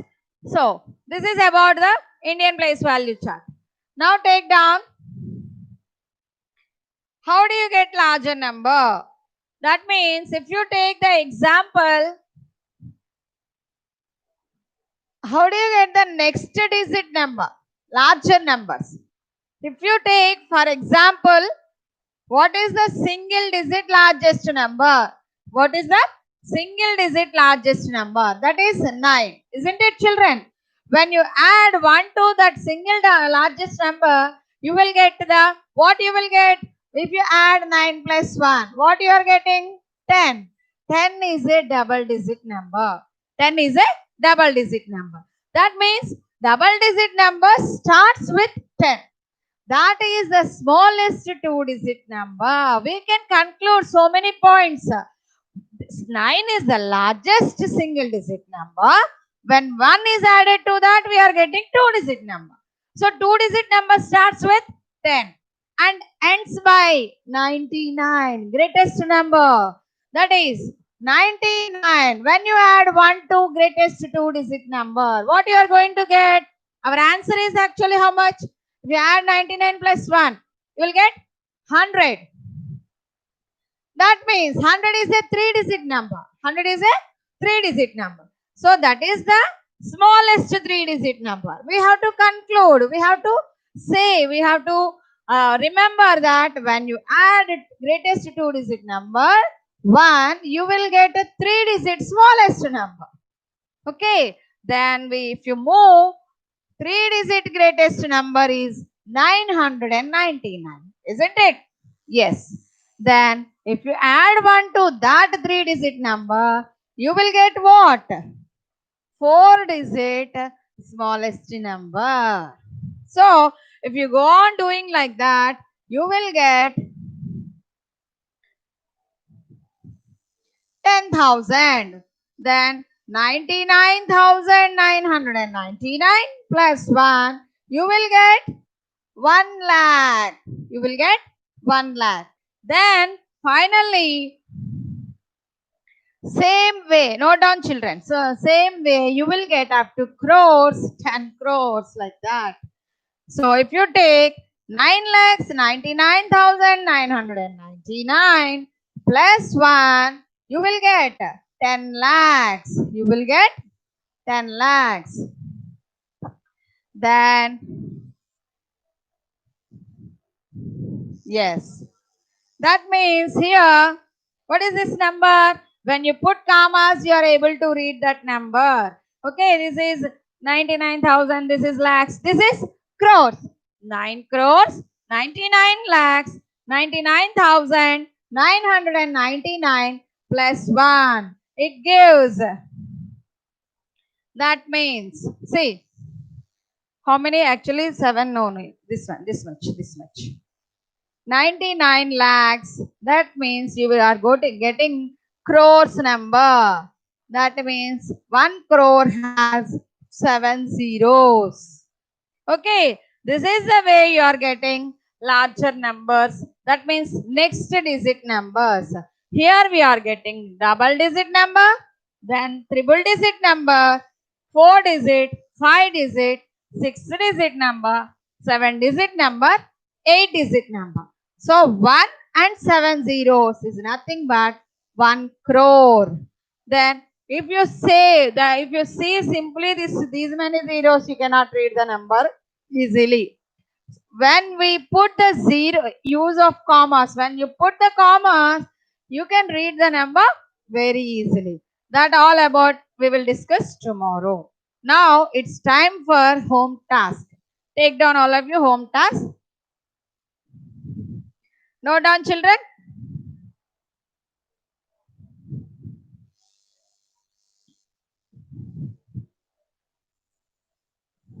So textbook page number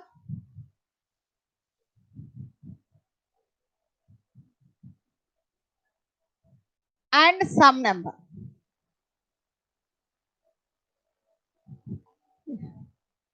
Textbook page number and sum number.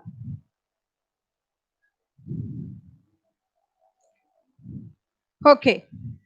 So page number 3, that is Roman, fourth Roman, you can write 2, 3, 4. Yes. Then fourth Roman, fourth Roman, 4, 2, 3.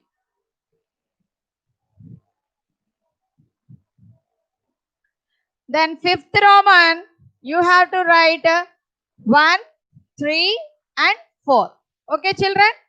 These you have to finish. So this is the end of today's session. Everyone has to follow regularly by the time whatever the schedule is given. And meanwhile, the teacher exchanges, the period exchanges, you have some water and some exercise and you relax for 5 minutes. Thank you, children.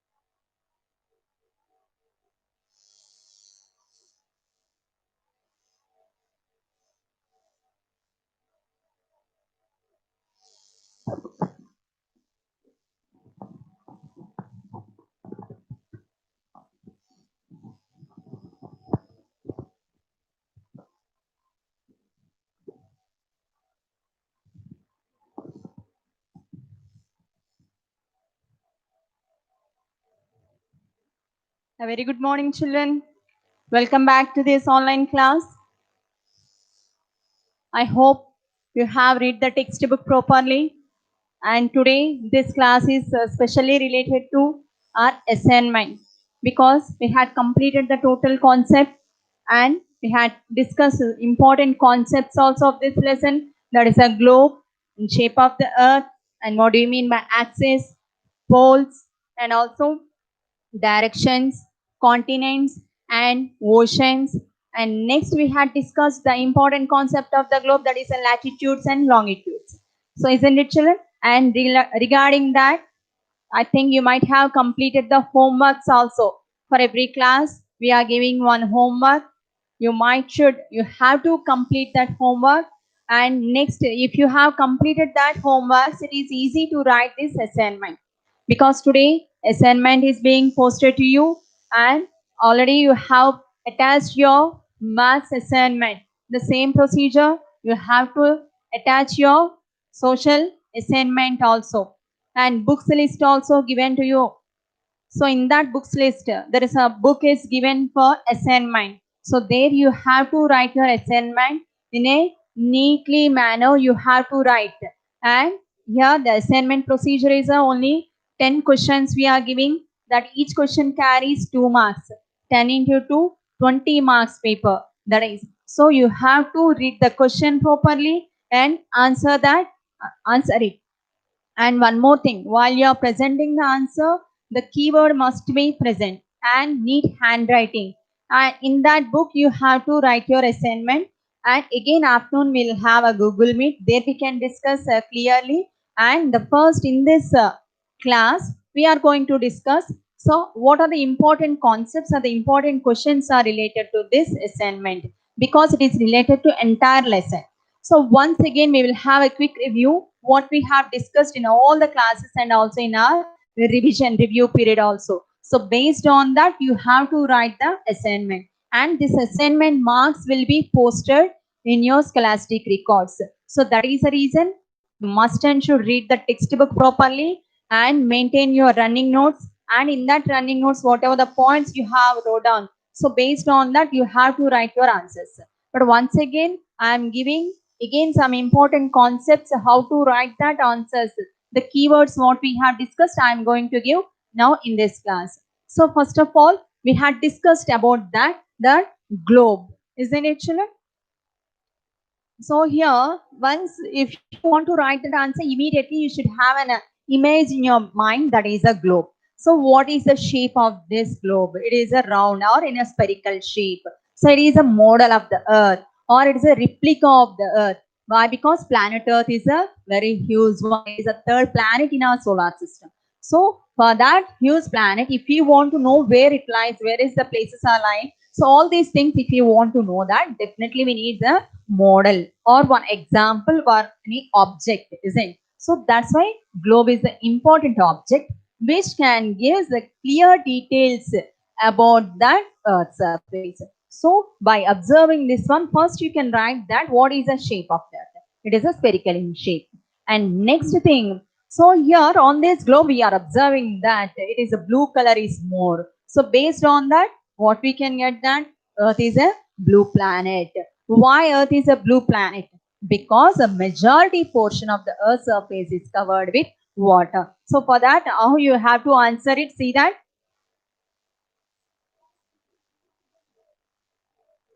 So globe means it is a model of the earth you are writing.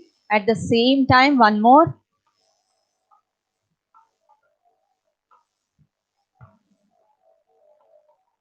If you have been completed your running notes, you have to complete it properly. And next one, it's a blue planet. What is a blue planet? Earth is a blue planet. Why? Because 71% of Earth's surface is covered with water bodies. So while we are observing from the space or from the moon, it is looking blue in color, and majority portion of the Earth's surface is covered with water. That is the reason it is called as Earth is called as a blue planet or water planet. So like that, you have to write a 2-3 points for that. What is the model of the globe? Is the model of the What is the shape? It is a spherical in shape. And next, why Earth is called as a blue planet means you have to write like this. And next, what are the land masses on this Earth surface? Here we will get that continents and oceans also. So 71% of the Earth surface is covered with water. So what is this water bodies? The large water bodies which stretched for hundreds and thousands kilometers we can call as a continents. So that answer also you will get it. So here this water bodies we can call as a oceans. Means large water bodies which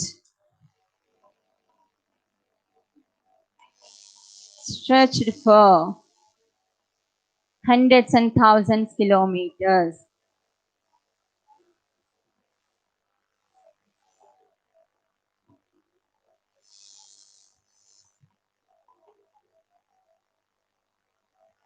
We can call as a oceans. Example also you have to give the 4 important oceans on the Earth surface. Isn't it? So like that you have to present the answer. Give the side heading properly and next according to the question, not in a single line, you have to give in a 2-3 lines like that. The 2-3 important points you have to write it. Next, in this you have to note down those who didn't completed this one. Once again check it. See that these are the important points what we have discussed. And next, again 29% is the landmass on the Earth surface. So that landmass we can call as a continents. So the large land masses on the Earth surface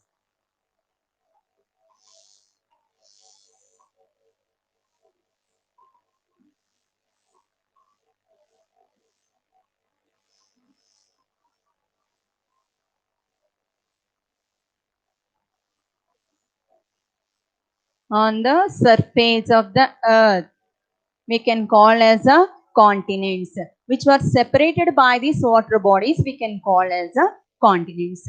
So they occupies how much? 29% of the Earth's surface was occupied by these land masses, isn't it, children? And these land masses we can call as the continents. And example, what we have to write the all the important 7 continents names you have to write, isn't? So like that you have to present the answer.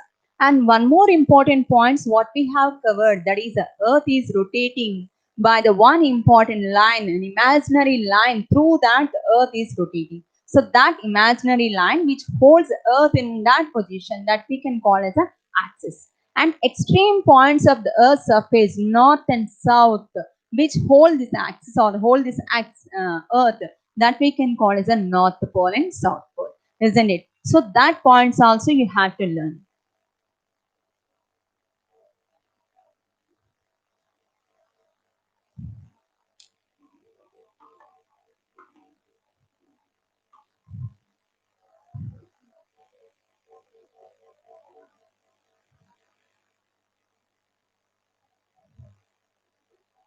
Once we see that here,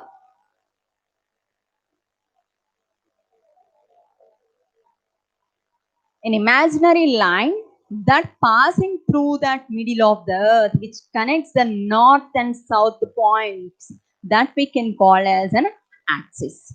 So it's the axis of rotation. Why? Because based on that axis, how the spin is top is rotating, like that the Earth also rotating with the help of this axis. This is an imaginary lines. All the lines on the Earth surface, for our convenience, we drawn like that. These are all the imaginary lines. So based on that, Earth is rotating from west to east, isn't it? So that line is called as the axis. And the northernmost point and the southernmost point where there is imaginary line, the axis is connected, that point we can call as a North Pole and South Pole, isn't it, children? So North Pole and South Pole. So here we have to know the directions also, because by observing this globe, immediately we should have a clear idea what are the directions, what are the uses, where they lies. So by observing this globe, definitely we need to have an idea about the directions. Topmost point shows that north and the bottom shows that south, and the east side is the right hand side, it shows the east, and the left hand side is the west. So like that, while the earth is rotating from west to east, what happened? All the places in the east side, they are getting first sunrise.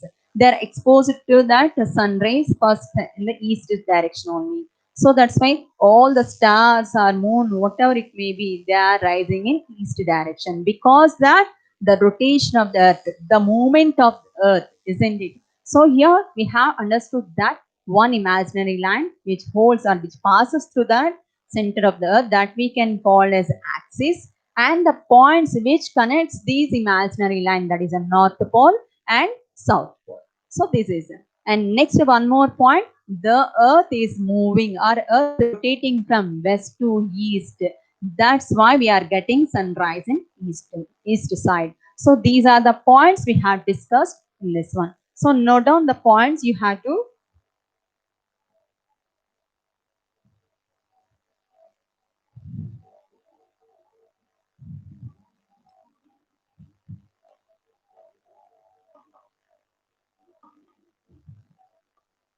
Imaginary line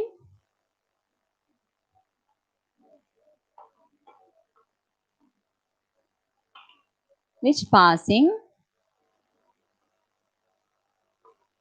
through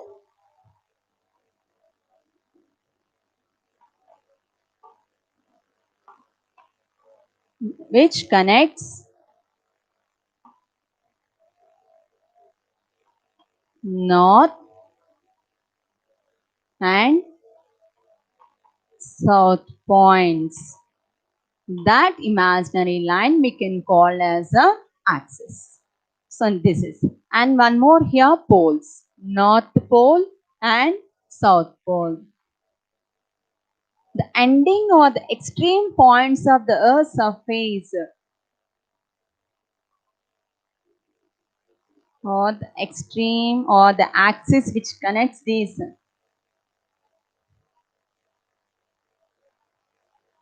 First of all, note this point and we can go through that. This poles also.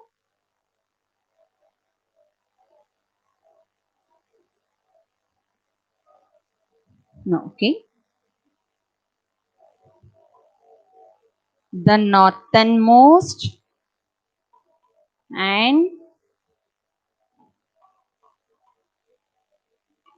southernmost points of the earth's surface,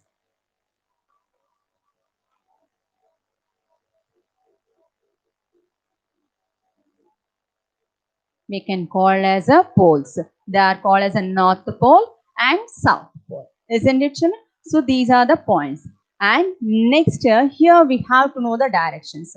Based on that, here we are going to learn one more important concept, that is a latitude and particularly equator. Because why we are observing this globe here, there is a line which divides the earth into two parts. Here the southern part and here the northern part. So here this northern portion we can call as a hemisphere, half a sphere. So in this total it is a sphere in shape. So that's why the northern portion is called northern hemisphere and the southern portion is called as a southern hemisphere. So what is this line which divides this earth into two parts? That is the equator. So these lines, these horizontal lines, there are a number of horizontal lines we are observing on this earth surface. You can call them as a latitudes. So these also imaginary lines. So what we can understand that the imaginary lines which passing from west to east or which connecting from west to east, these are horizontal lines we can call as a latitudes. Like that, some of the straight lines, vertical lines also there here. There are all are in a semicircle shape. So then these lines which connecting from north pole to south pole, we can call as a longitudes. Isn't it, children? So here what we have understood that direction is important. Directions and also latitudes and longitudes. So let us see that.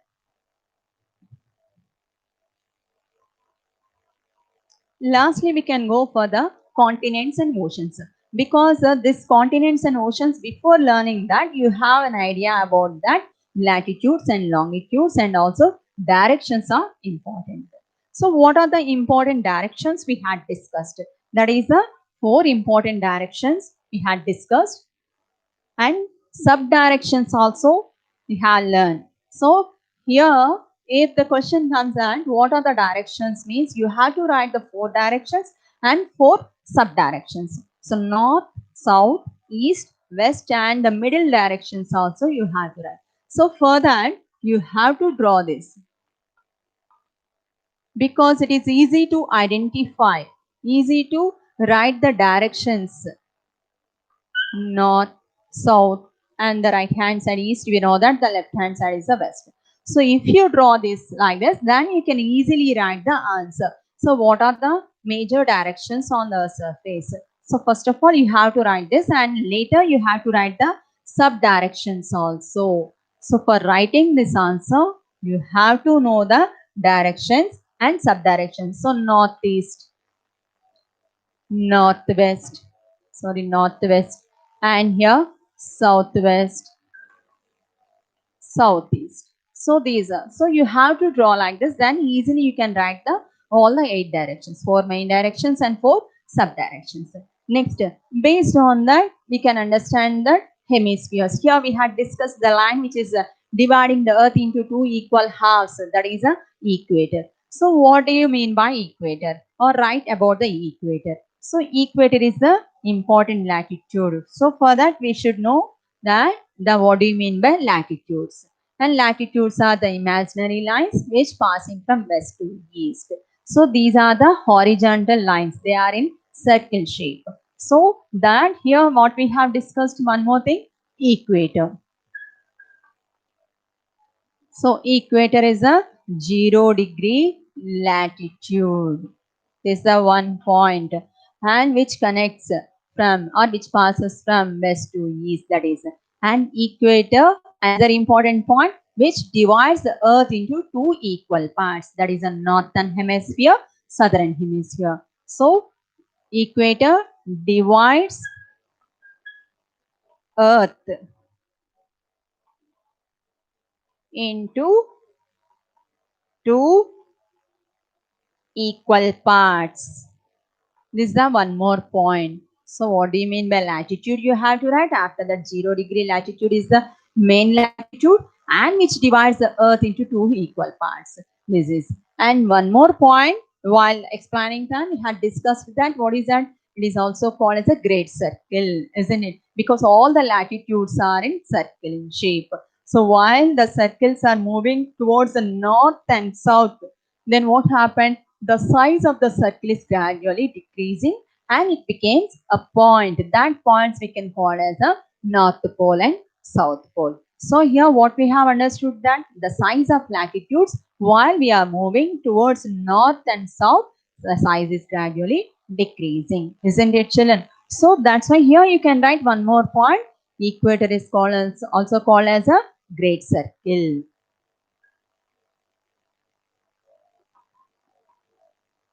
So these points you can write regarding equator. And next, longitudes we can discuss, because last we can go for the map pointing and the continents and oceans, isn't it, children? So now here how many latitudes? Here coming to after this equator, we can again go for the some more important latitudes on the Earth's surface.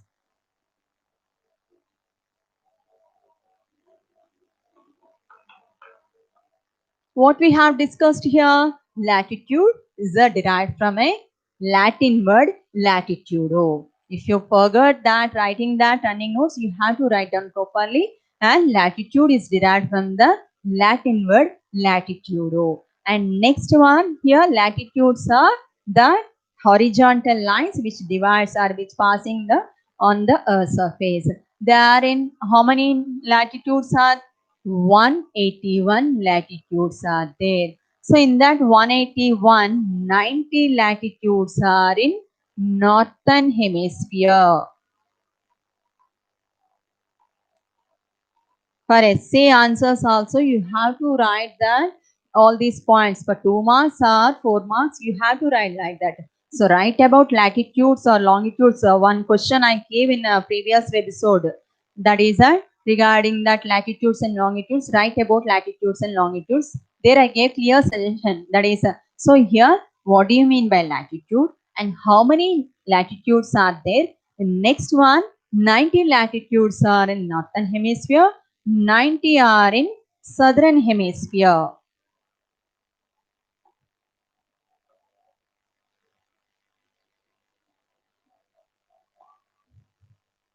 And this 90 plus 90, 180, and one more than the 0 degree latitude that we can call as a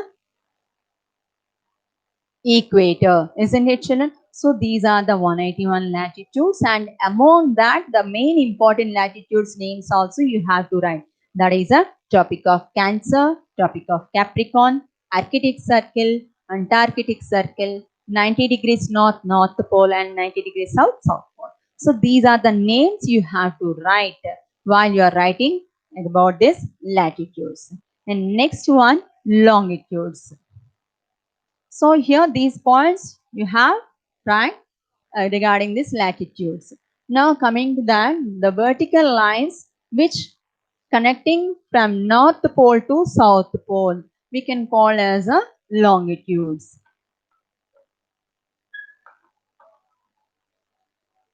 Longitude also derived from a Latin word longitudo, and these longitudes are mainly useful for finding out the timings on the Earth's surface. And next, how many number? What do you mean by the longitudes? Longitudes are the imaginary lines which connects from North Pole to South Pole, or which runs from North Pole to South Pole. These vertical lines we can call as a longitudes. They are semicircles, not in a full circles. And next, the important longitudes of the Earth's surface. So here, so in this one, here the straight lines we are observing.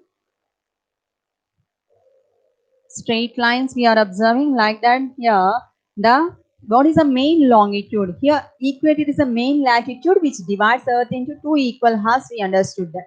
Like that, in this longitudes also, one important longitude we have to take. That's here the longitude. Here you see that the London. Here is a London near Europe. This is a London. Cities are in England, London here. This 0 degree longitude which passes through this part, this we can call as a 0 degree longitude. That is a main longitude.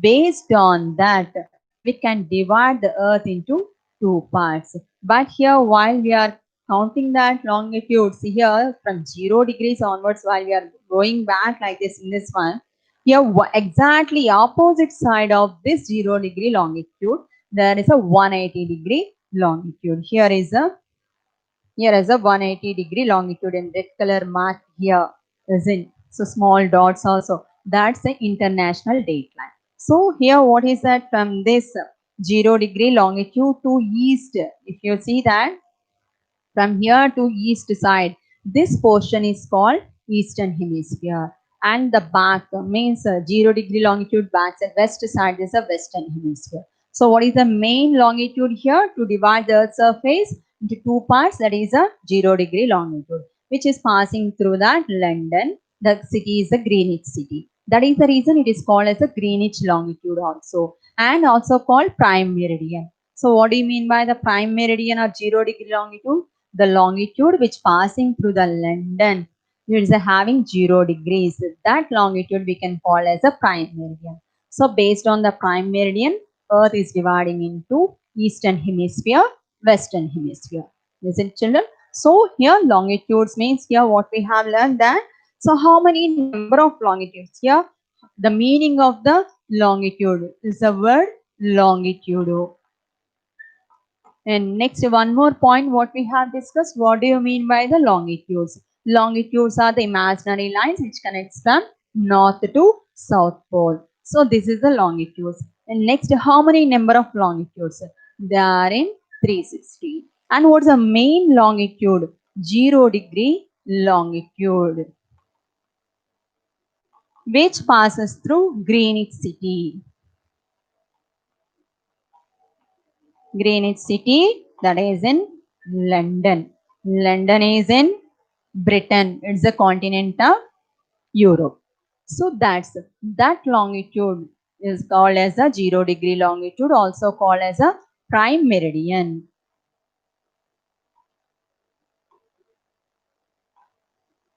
Means prime meridian means the important longitude. Meridians, these longitudes are called meridians because they are giving the importance of the time. They are useful for calculating time. So here again, in these longitudes are denoted by the direction east and west. So in eastern hemisphere, 180 longitudes, and in western hemisphere 180 longitudes, and among that 0 degree longitude is one of the important longitude. One more important longitude, that is a 180-degree longitude. This 180-degree longitude we can call as a international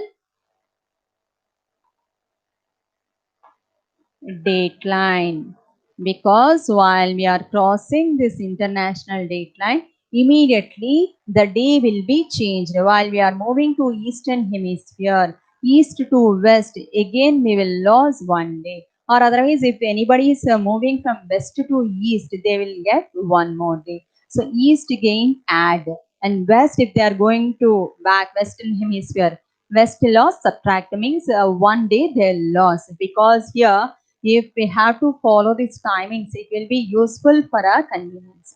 So these are the important longitudes, isn't it, children? And one more, while observing these latitudes and longitudes, there is a one important concept, that is a grid. What do you mean by this grid? Grid is a intersection of these latitudes and longitudes, isn't it? So here one more concept we had discussed. Grid is the place which lies between the two longitudes and latitudes. The square shaped place that we can call as a grid. What is the use of this grid? Which can useful to locate any place on the earth's surface in exact location. So that's and next here, with the help of this longitudes and latitudes, we can understand that earth is dividing into 4 hemispheres, isn't it? So northern hemisphere, southern hemisphere, eastern hemisphere and western hemisphere. So based on that, once again with that hemispheres, we will understand the continents and oceans also.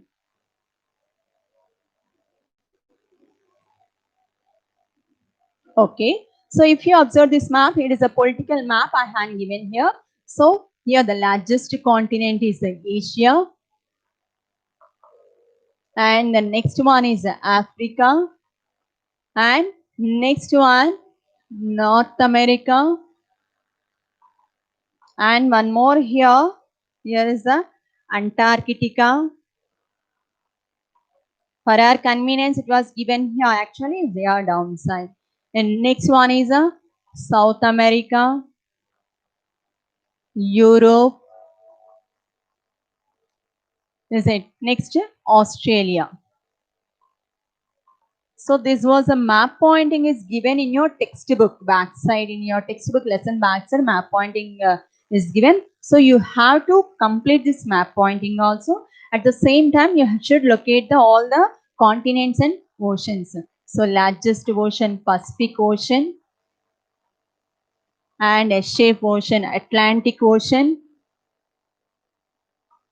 and here the triangular shape or M shape, Indian Ocean, and the smallest ocean on the surface, that is the Arctic Ocean.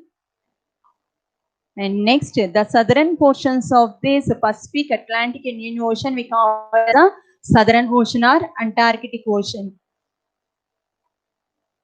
Southern Ocean or Antarctic Ocean. So these are the important continents and oceans. So for that also you have to write that list out all the continents and oceans, means in an orderly way according to their area, means according to the size. You have to write that what are the important continents and the oceans. Next thing here, we had discussed some important latitudes and longitudes, isn't it, children? So you have to draw the diagram also. So the important latitude which passing here, that is a 0 degree latitude which divides the Earth's surface into 2 equal hemispheres. That is 0 degree latitude is called as a great circle, isn't it? So next, one more important latitude which passes the middle of our country, that is a Tropic of Cancer. Is it?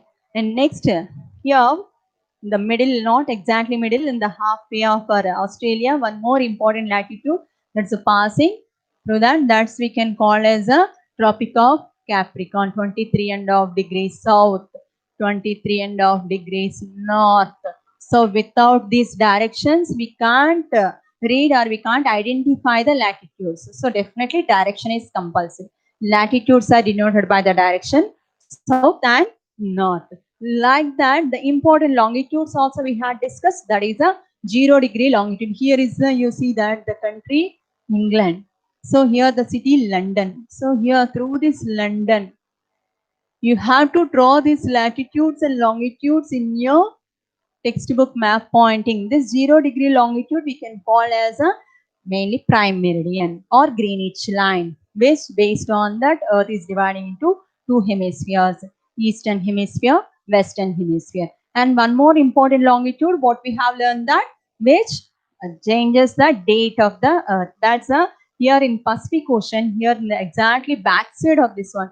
Here we have that international dateline. Is it based on that the day will be changed? Is it? So two important longitudes also. So here by observing this, we can clearly understand that Earth is dividing into four important hemispheres. So that question also given in your textbook. You have to write down that names. At least you should find out two continents of each hemisphere. So Eastern Hemisphere, what are the continents? Here see that Asia is there, Europe, Africa, and Australia. All the continents comes under Eastern Hemisphere. So at least you should write two continents, or otherwise write all the continents which lies in this Eastern Hemisphere. Like that Western Hemisphere, here North America and South America. This is okay related to East and West. Now coming to Northern Hemisphere, where is our India lies? You see that the majority portion lies in the north side. And next, based on the equator, here you see that based on the equator only we have to divide that. So here what are the continents lies in this northern hemisphere? First, Asia. Total our India also lies in northern hemisphere, and majority portion of Africa, and one more North America. These are the, and Europe. These are the continents lies in the northern hemisphere. While in southern hemisphere down to that equator means South America and some portion, southern portion of Africa and Australia and Antarctica. These are lies in the southern hemisphere. And one more important concept what we have observed here, there is a three important latitudes which passing through this in which continent? That is Africa. Isn't it, children? So these are the important topics we had discussed. Shape of the earth. And mainly while we are discussing the shape of the earth, what we have understood that the north and southern part of the earth is a flattened and the middle only it was bulged. So that is the reason here some areas of the surface receiving high temperatures, some are not receiving very low temperatures. So based on that, again we can learn that the earth is dividing into different hot zones. That's so here also with the help of latitudes we can understand that the area is hot or cool. So this is, so these topics we had discussed in this lesson.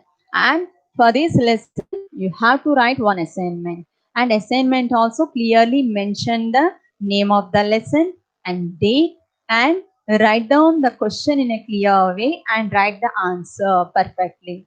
And moreover, handwriting is compulsory and not in a single line. You have to write, observe these videos or observe, read the lesson carefully, underline the important points and note down that points and write down the answers in a clear manner. Isn't it, children? So get ready for assignment. Today it is being posted, attached in your classwork, means how you have submitted in your maths assignment in a Google Classroom, how you are submitting. The same way you have to submit this assignment.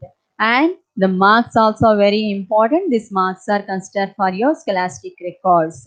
Isn't it, children? So these are the important topics we had discussed. Okay, thank you, children. Get ready for next class and have some water and stand in your positions and take for a small exercise or have some water. Get ready for next class, children. Okay, thank you.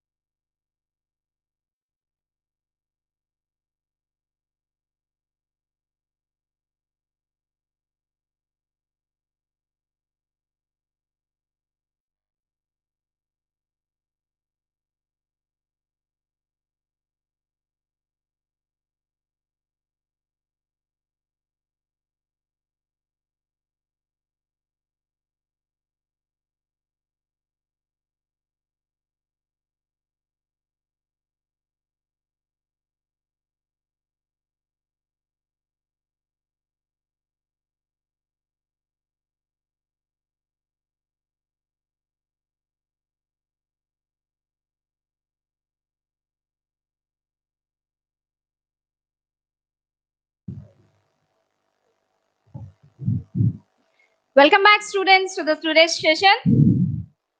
This is Sirisha, your biology teacher. I'm back here with the classes. Students, I hope you had some water and take a break 10 minutes. Did you? Concentrate on your health also. If you go on sitting on at one place continuously, it will be painful for your back also. So habituate moving here and there. Okay, Nana? Okay, students, let's start the classes. Previously, on Saturday, we have learned about food and its components. About different types of nutrients, we have understood that there are two types of nutrients, macronutrients and micronutrients. And the macronutrients are the carbohydrates, fats, and proteins. These carbohydrates, fats, and proteins should to be taken in large quantity. That's why they are called as macronutrients. And also, micronutrients are vitamins and minerals. As they should be taken in small quantities, it is enough for us to take them in small quantities. It is enough.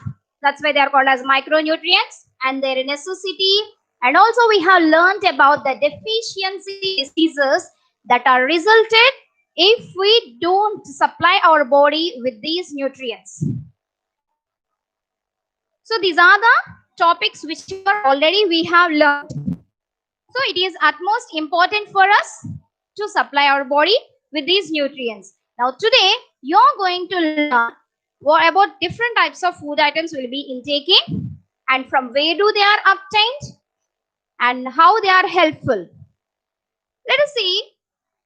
In everyday diet, we'll be taking different types of food items, either in breakfast or lunch or snacks or even in for dinner. We'll be taking different types of items. In the breakfast, you have taken, I think it may be idli or chapati or dosa or upma. You might have taken it. And during lunch and dinner, you have been taking rice and including some curry made with vegetables or some non-veg items like fish, shrimp, different items we will be taking. If you observe these all items, you can see a difference in them. That is, let me have a look at one thing. Let's take that you ate some idli in the morning breakfast. What items are used by your mother to prepare this idli? Let us make a note.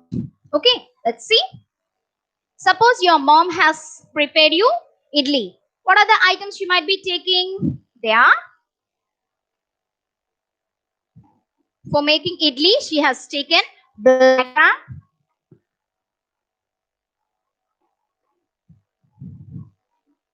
and she might be taking some idli rava which is made from wheat.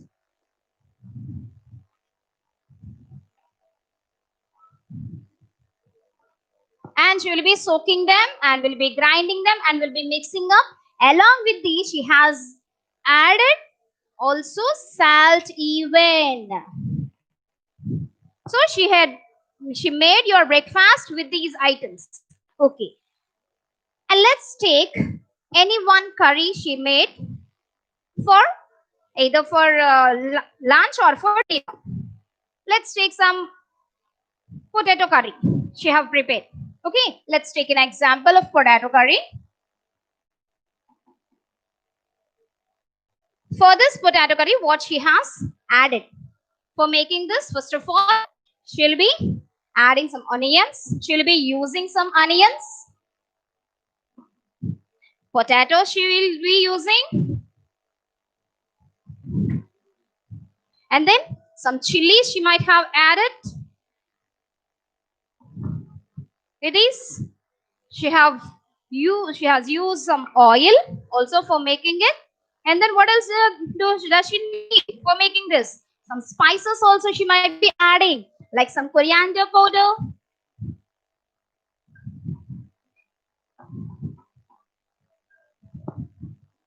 Otherwise, some chili powder she might have used.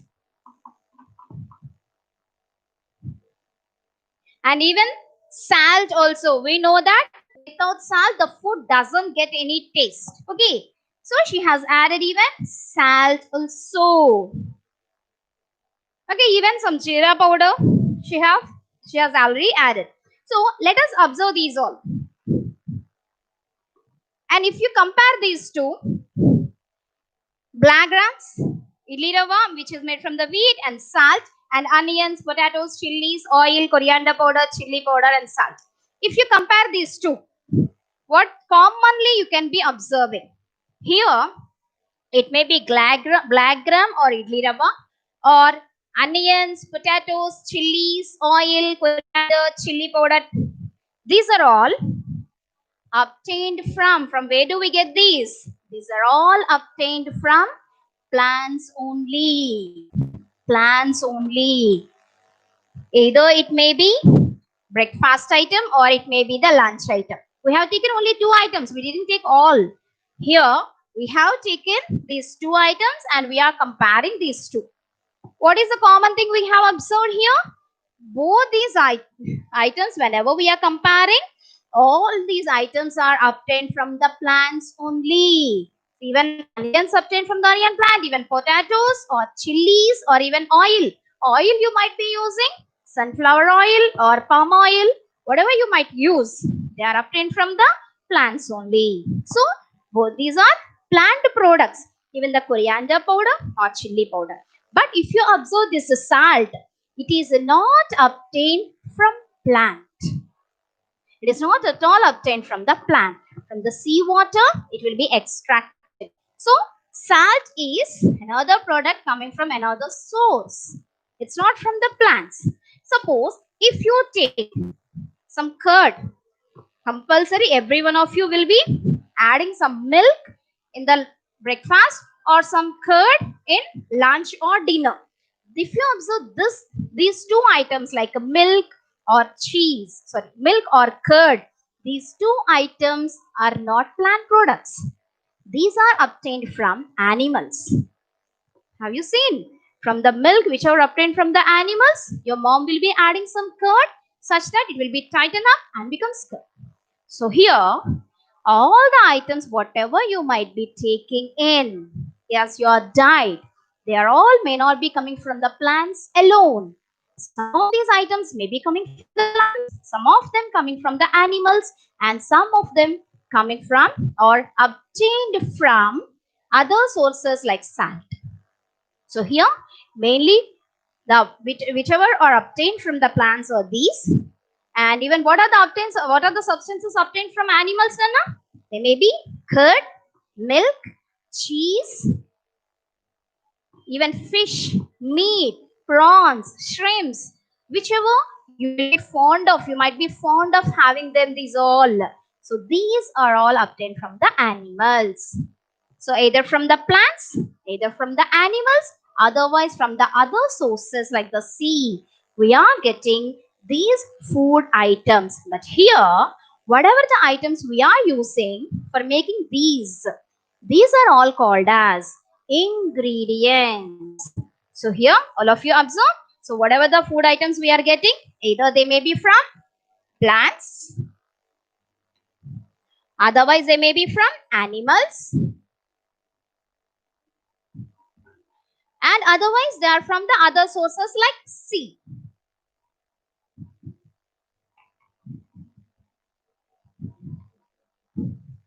So among these, whatever do we use for making our food item, they are all called as ingredients. Here, the items I have taken are idli and potato curry. These items, whatever the item you might be cooking, it may be some idli or dosa or chapati or some potato curry, or it may be some sweets like saviyan, whatever you might be taking. The food item we cook is called as a recipe. What is it, Nana? Recipe. We call them as recipe.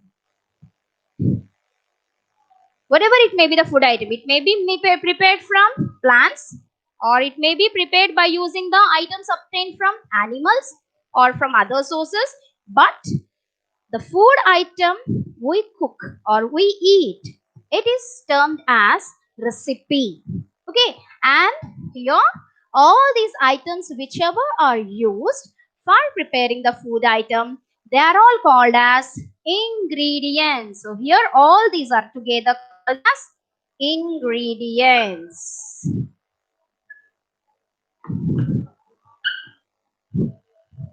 So what is meant by an ingredient, Nana? Any substance that we use to prepare a recipe is termed as an ingredient. It may be any substance. It may be obtained from plants, it may be obtained from animals, or it may be from other sources. The items whichever we use to prepare a food item, it is called as ingredient. But here, all the ingredients, whatever we use, again they were classified, because if you compare these two, onions, potatoes, chilies, oil, though you add all these, without adding the salt, the food item do not get any taste. So here the salt is adding some extra taste to it. Not only that, even coriander powder and chili powder, whatever we are adding here, they are bringing extra flavor to the food. These are ingredients which are additionally adding up some extra flavor to that substance. So that flavor adding substances are called as condiments. In our regular daily diet, if you observe the food items, they contain these condiments. Let us see what is a condiment and which substances are called as condiments. I hope you might have noted down what is meant by an ingredient. Ingredient termed as any substance that we use to prepare a food item. It may be for lunch or for breakfast or for dinner, whatever it might be. So the items whichever we use to prepare any recipe is called an ingredient. Let me write the definition for it.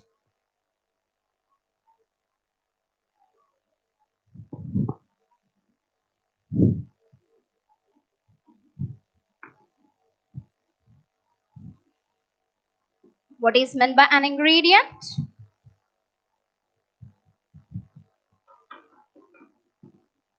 An ingredient, it is termed as any substance that we add, any substance that we use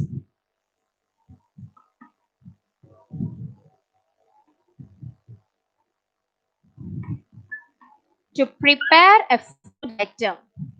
Here, as we have discussed, it may be any item. It may be obtained from plants or from animals. To prepare a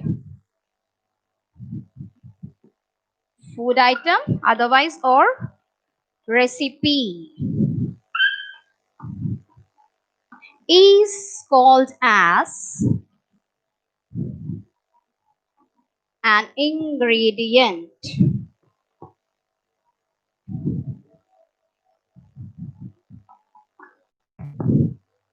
Okay, students, make a note of this. So what is meant by an ingredient?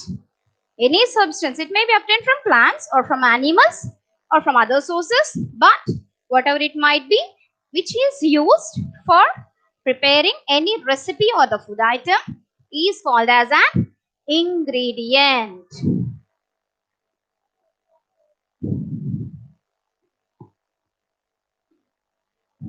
Yes, let's see about the next. So we are using the ingredients for preparing food item. But among these food item, some of the ingredients are adding extra flavor to the food. That we can call it as a condiment. What are the condiments we see in our regular daily life?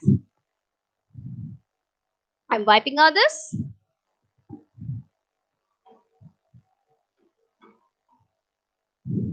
So for preparing any food item or for making any food item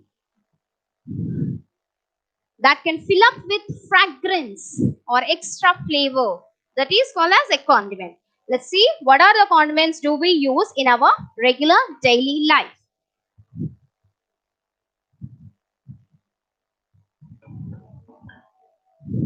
What are the regularly your mother might be adding here? Suppose let us take some biryani. Your mom will be cooking biryani at your house? No. For making biryani, she will be adding some items like potatoes she might be using, or sorry, carrots she might be using, potatoes she might use, and even some onions she will be adding along with the rice. And also she use some coriander seeds or coriander powder she will add, and some cloves she will be adding, and also cinnamon she might use, and she may use some nutmeg also. And these are the peppercorns she might be using. So here, why she might be adding all these items? To add extra flavor to the food she'll be using. Here, whatever I have shown you, now these coriander seeds, cloves, or it may be the nutmeg, or cinnamon, or even garlic. These items, as they are giving extra flavor and extra fragrance to the food item, these items are called as condiments. Condiments. Condiment means any substance that we use in making a recipe to add extra fragrance or to give extra flavor to the food item. They are termed as condiments. In Telugu, we will be calling it as Sugandha Dravyalu. Sugandham, it means good fragrance. Dravyalu, items. So Sugandha Dravyalu. These condiments in our local language, these are termed as Sugandha Dravyalu. Okay, students, let's see what are these condiments. Whichever food items that give some extra fragrance to the food or extra flavor to the food, these are called as the condiments. What are the examples of these condiments? Let us make a note of these all. Cloves, they add extra spiciness to the food, and even cinnamon, and also nutmeg,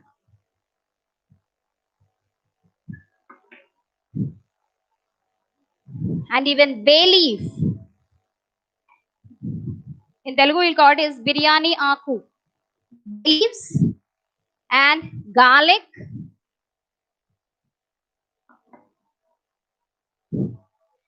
coriander seeds,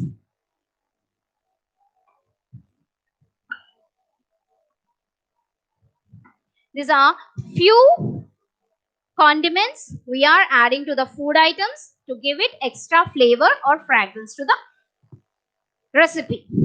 So what you should do? Have you ever tried at your home trying to observe all these when your mom is preparing? I think only few of you have tried. Now today, try exploring your kitchen with the help of your mom. Ask your mom to show all these items again as I have shown you now. Again, try to explore your kitchen. What else are the condiments you can observe in your kitchen, and make a list of all these items. What you should do? Prepare a tableau form with all the condiments and trying to mention its local name, means Telugu name. In your locally, whatever you will be calling this food item as. If you observe this, I'm telling you an example. These cloves, generally in Telugu, the local language is Telugu. So generally we will be calling this as lavangalu, because always you try to explore your kitchen as you are at home. If you request your mom, she'll be showing all these items to you and you can explore them. And even cinnamon, dalchina chekka, adigte mommy cheptaru. So what you should do? Prepare a tableau form of the condiments present in your kitchen and mention their all Telugu or local names. It may be Telugu or Hindi, whatever they may be.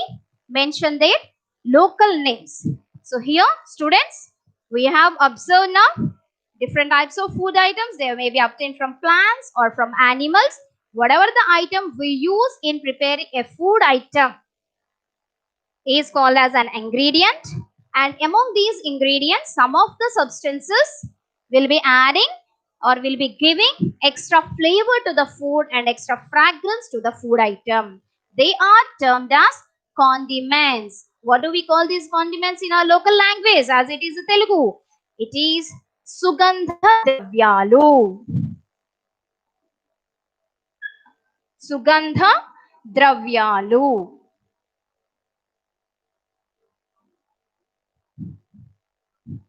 Sugandha Dravyalu means condiments in our local language. Okay, students? So, you should prepare a tabular form by requesting your mom to mention their Telugu names, whatever the condiments are present in your kitchen. Okay, students? Let us continue. Now, let us prepare some protein-rich food in our houses.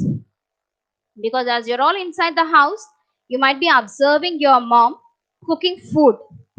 Different food items she will be adding into that, and she'll be following different methods also for preparing this food. What are the different methods she'll be making? She'll be using. Let us prepare today a small salad, which is a simple one. And what you should do? First of all, take some. For preparing a salad, what items do we need? Prepare all the items, bring all the items onto the table. First of all, whatever the items you need cooking a particular recipe. Now we are making a veggie salad, which is protein rich food. So for that, let us try to explore it. What items do we need for it? Let us see that. Okay.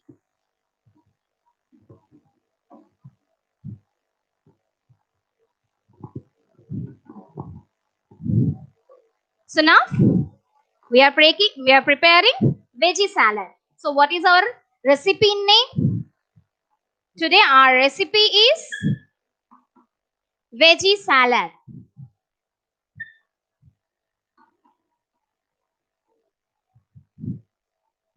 Okay. Before making recipe, what we should do? We should get all the items onto your table first of all. We should arrange them all together and then we will start. So what items do we need? Different items, no? What do we call them as? Ingredients. Ingredients. Our name of the recipe is veggie salad. And what ingredients do we need for preparing this veggie salad? Let us know that. What are the ingredients we use to make this?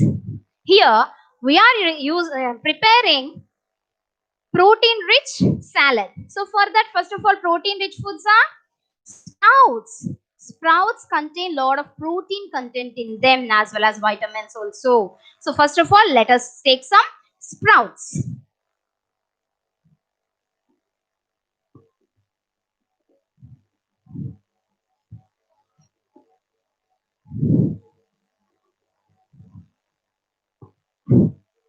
I have taken some green gram sprouts.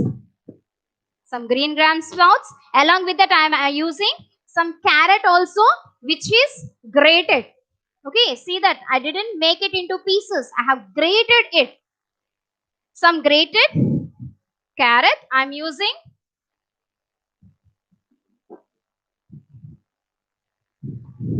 And also some sprouts we are using now. Sprouts, any sprouts you can take, either green gram or Bengal gram also sprouts you can take. And I have already told you how to prepare these sprouts. Did you remember? Soak the green gram or the Bengal gram seeds in water for overnight. The next day, remove them out of water and wrap them up in a clean cotton cloth and keep them aside without even touching any water.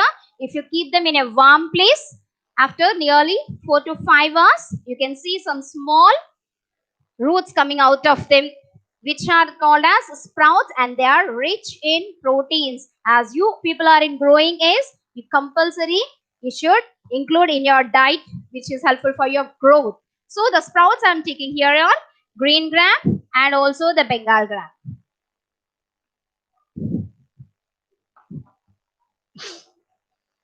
First of all, what you should do? You have to take the materials along with this. I'm taking a little bit of salt. Some salt also I'm using here. To this, I'm even adding some corns, which will add some little tasty, because whatever the food you are preparing, it's not only should be nutritional, also it should be tasty. So that's why we are adding some corn also. And along with these, I'm adding some pepper powder. A little bit of pepper powder, which gives a little spiciness to the food item. Some pepper powder and even lemon juice. A little bit of lemon juice.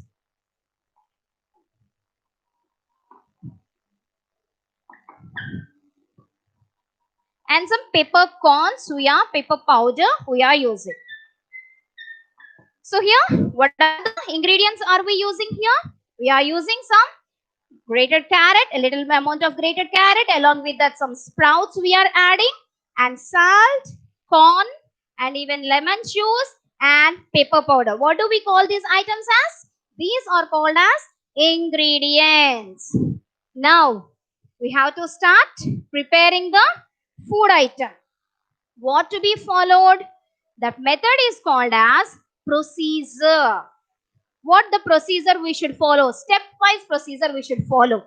For that, what the procedure we should follow? The first step, we should take these ingredients into a bowl. What we are doing? Take the grated carrot and the sprouts into a bowl, and then mix them up all together, and then add some salt into them, and then mix up some pepper powder and sprinkle the pepper powder on these and add the lemon juice. So here the method we are following in a stepwise process is called as procedure.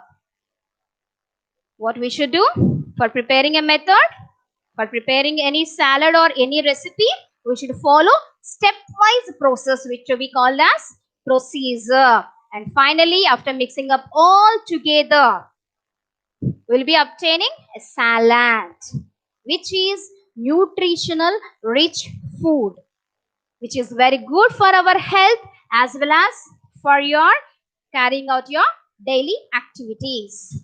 Okay, students, I hope it is clear for you. Here, the terminology you should remember. What the terminology we have used here? The food item we prepare is said to be as recipe. Food item we are preparing. And then the materials we are using for preparing the food item are termed as ingredients. And among these ingredients, some of them may be giving the food extra flavor or fragrance. Those fragrance materials which are added for making a recipe are called as condiments. And finally, for preparation of this food item, we will be following different methods. Let us see what are the different methods do we follow for preparing a food item. And finally, whatever the food item we obtain, it must be some having nutritional value. Nutritional value term, whatever the nutrients, it will be supplied to our body. Here, we have added the carrot, which is supplying good amount of carbohydrates to us. And here, we are adding some sprouts, which will supply protein to our body.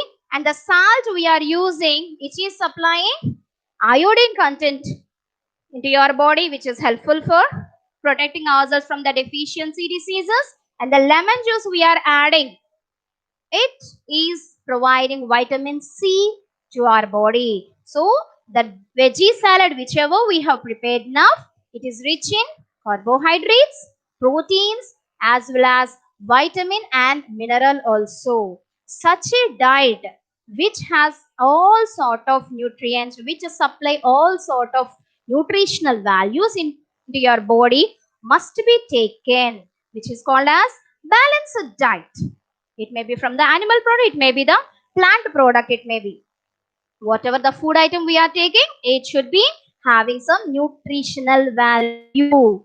So don't forget to add all these items into your diet to keep yourselves healthy. But here, as we are using different items here, we have prepared a veggie salad. But always we may not be taking the veggie salad only. Every day from the time you wake up till you go to bed, different food items you will be taking. It may be rice or chapati or idli or dosa or upma. All the people in the country or all the people in the state may not eat the same type of food items. Some of them may be eating rice, or some of them may be eating jowar, or some of them may be eating wheat. Why? Why the people are eating different sort of food items? Why we should include different sort of food items in our diet?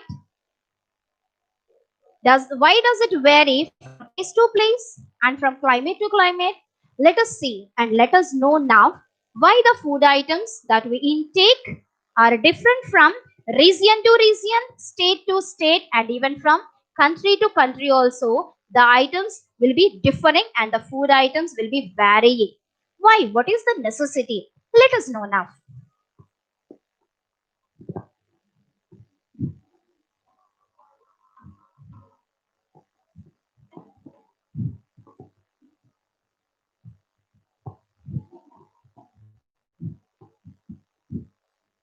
If we observe the northern states, the main food for them is chapati. They will be using chapati or roti, preferred with vegetables. So this chapati is made from wheat. Wheat they will be using. The main food in North India, if you observe, there they might be using wheat mainly. And even jowar also some of them might be including in their diet.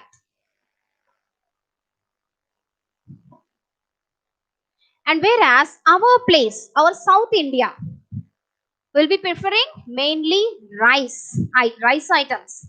Few of us may be adding wheat also, but very less. Mainly will be intaking rice. It may be Karnataka, or it may be Kerala, or it may be Andhra, or Tamil, or Telangana, whatever they may be.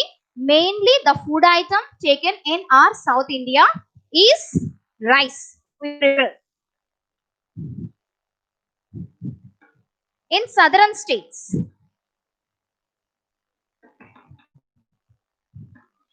if we observe even the East India also, in the eastern states also, they will be preferring jowar and some millets also. In the central India, few people will be adding millets and jowar in their diet.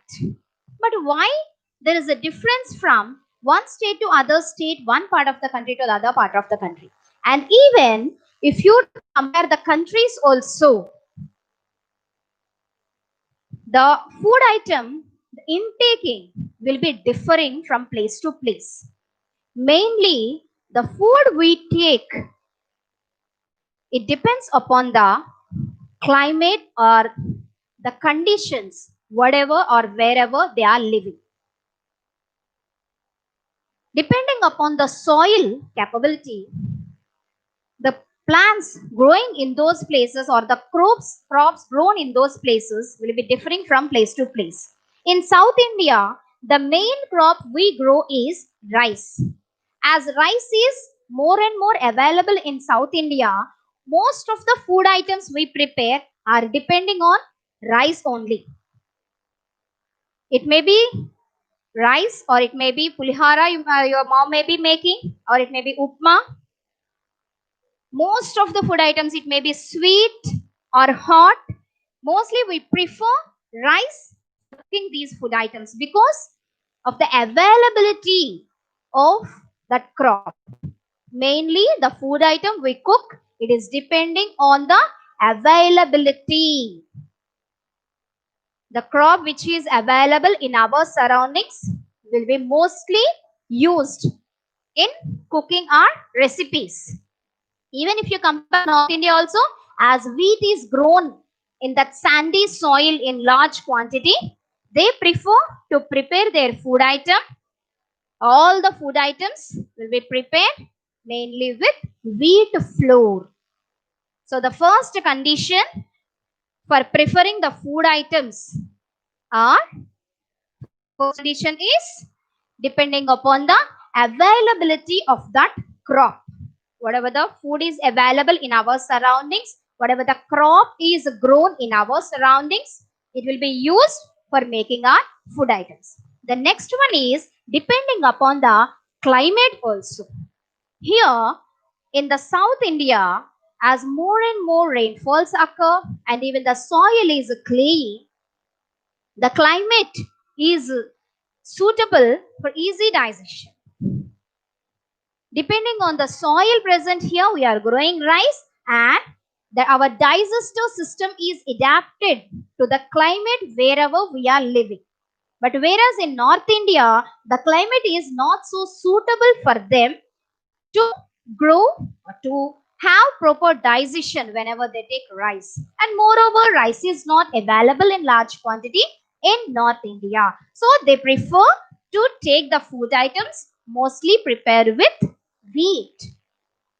So the first condition is availability of the crop, and the next condition is depending on the climatic condition. And also the next reason why the people have different types of food habits, it is depending upon the custom of that region. Different customs are followed in different regions of the country. In different countries, different customs are followed in different states. So depending upon the custom of that place also, the food we cook or the food we eat will be prepared. So here, why all the people may not have the same type of food habits, Nana? First reason is depending upon the availability of the crop in that region. And the next reason is the climatic condition. Depending upon the climatic condition, digestive system is adapted to that climate is another reason. And the next reason is depending upon the customs, whatever the people are in that region are following. Because in our South India, the puja, while performing puja, will be using different, will be preparing different recipes. Though mostly these items are prepared with rice because it is only mainly available in our region. Whereas if you observe the North India or East India or West India, whatever the food items they are prepared, it is depending upon the availability of that crop in that region. It may be prepared with wheat or millets, or it may be with jowar. So don't forget why the people of different regions have different sort of food habits. It is depending upon the climatic condition. It is depending upon the customs of that region, and also it depends upon the availability of that crop. Because all the crops may not grow in the same soil. Even if you take the rice, it is grown mainly in clayey soil. And whereas wheat, it grows in sandy soil. So depending upon the soil in that region, the crop will be grown, and depending upon the crop, the food item we eat will be differ from place to place, and also from region to region, and also from the state to state. And if you observe the countries, from one country to another country also, the food items we take differ. If you observe the Eastern countries, they will be having one type of food habits. And nowadays, I have observed few children fond of eating pizzas, burgers. But these are not preferred to our region because they cannot be easily digested. To our climatic region, we cannot easily digest. Our digestive system is not adapted to digest that type of food. Whereas in the countries like America, they are preferred to have these foods because they're depending upon the climate, they should include these items in their diet to keep themselves and their bodies warm. And their digestive tract or digestive system is adapted to digest this type of food very easily. But whereas in our climatic condition, we should not prefer such items as they cannot be easily digested. And we should not prefer because they contain large amount of fat content in them. And our climate is not adjustable or preferable to take or to supply our body with such food items. So students, don't prefer to take such food items as they keep ourselves warm and also cannot be easily digested.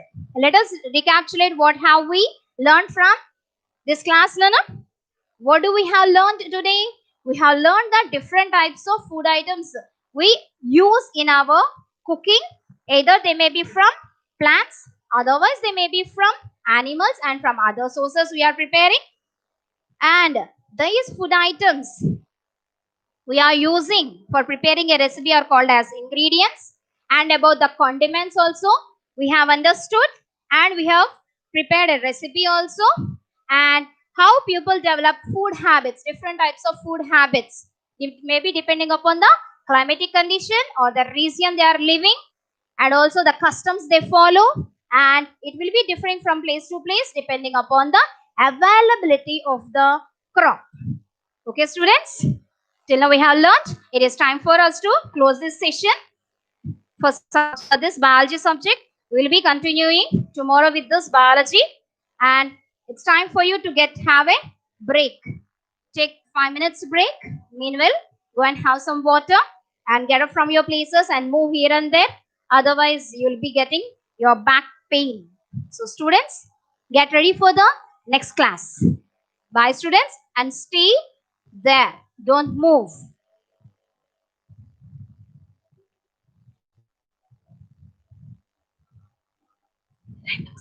Na class.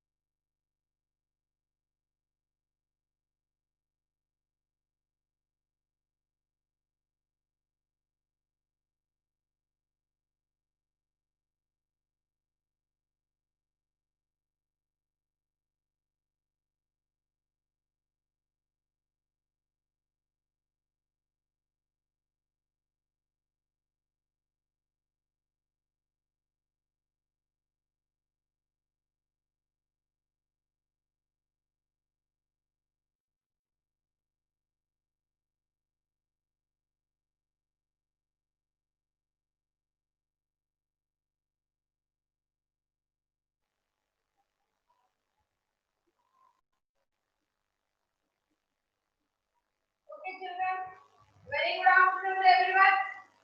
I'll be back for Vedic math class. Okay, we have a review about what we have discussed on Saturday class.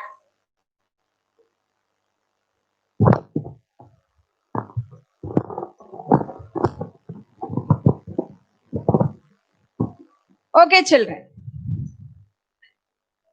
Now, to develop our speed and accuracy, we have to adopt some supporting methods.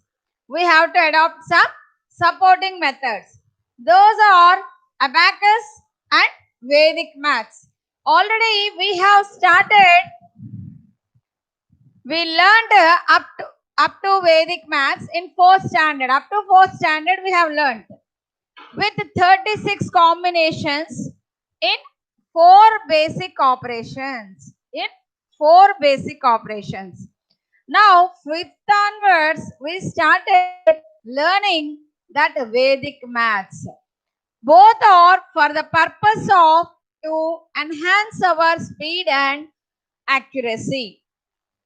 So, to do our calculations faster, we have to adapt some supporting methods. So already we have started learning Vedic maths. In the previous episode, we have known about the history and the roots of Vedic maths and what are the benefits of learning Vedic maths. And one more, we have learned that applications of Vedic math principle. Then we'll enter into the concept. Actually, all of you 5th standard, you have learned some concepts. That is Ekadikena Purvena Sutra. Ekadikena Purvena Sutra is one sutra. And Ekanyunena Purvena Sutra, another sutra. So like that we have 16 sutras in Vedic maths. How many sutras, children? 16 sutras we have in Vedic maths. And 13 Upasutras also. 13 Upasutras also. So these all the basic history. Now I'll review a 5 minutes. So actually Vedic math is delivered from our Vedas. From ancient times. So in ancient times onwards they started doing that Vedic math for calculations. So we have 4 Vedas, Rig Veda, Ajurveda, Samaveda, Atharvana Veda. So Vedic math is especially delivered from Atharvana Veda. We have 4 Vedas and from among that, from Atharvana Veda, Vedic math is delivered. And it is rediscovered by Sri Bharati Krishna Tirthaji. So already I have shown his photograph also.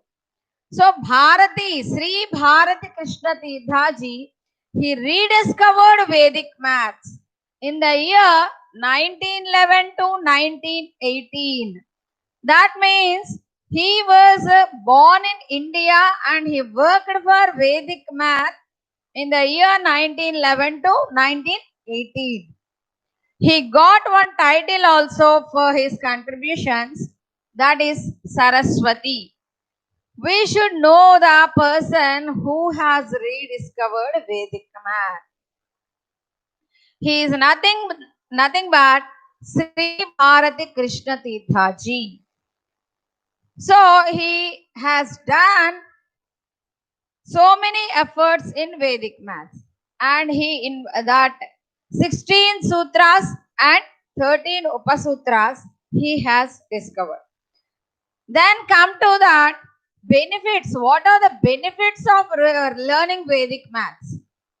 What are the benefits means? It firstly enhances our speed and accuracy. That means in nowadays we are writing so many competitive exams. You are in the competitive world. So many of us are getting more than 90%. Among that, who will reach the first points, minute of points, they are getting ranks deferred. So for that we need to do speed calculation, at the same time correct answer. For that we have to adopt some supporting methods. So Vedic math gives, what is the learning benefit of learning Vedic maths is it enhances our speed and accuracy. The second thing, it activates our both sides of the brain. It activates both sides of our brain and gives more flexible and comfortable in doing calculations. When you apply Vedic math principle, you will get the answer within a few seconds. That means in regular method, we will take some time. If you apply Vedic maths principle, it fastens our calculation 10 to 15 times faster. If you do the sums in Vedic math principle, using Vedic math principle, it fastens 10 to 15 times faster. It fastens our calculation 10 to 15 times. Then most important thing, it is an error-free system. When we apply Vedic math principle, we can check our answer immediately and it is an error-free system. Error-free system means it avoids more mistakes in doing the calculations. These are the benefits of learning Vedic maths. Then let us move to the concept. So we have 16 sutras I told already. From that basic level, for do the calculations we need 4 operations. Isn't it, children? So for all the calculations we need 4 basic operations. That is addition. First one is addition. Second one, subtraction. Third one, multiplication. Fourth one, division. Without these 4 operations, we cannot do calculations, isn't it? So these 4 operations we have learned in already abacus with 36 combinations. That is 36 formulae we have used there. Here we are using 16 sutras and 13 upasutras.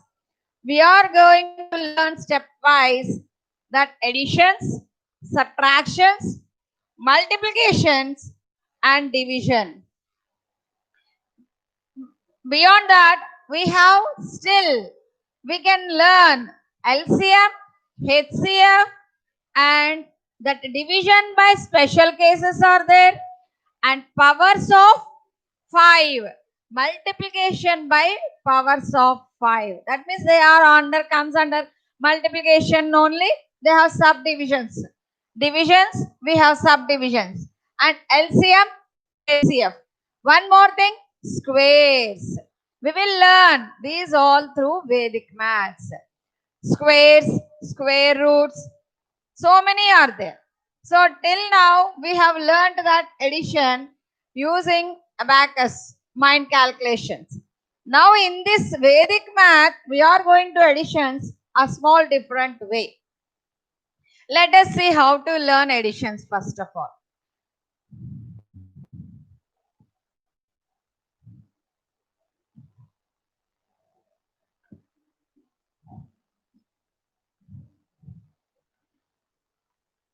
So to do the additions faster, we need to learn here addition tables. We need to learn here addition tables.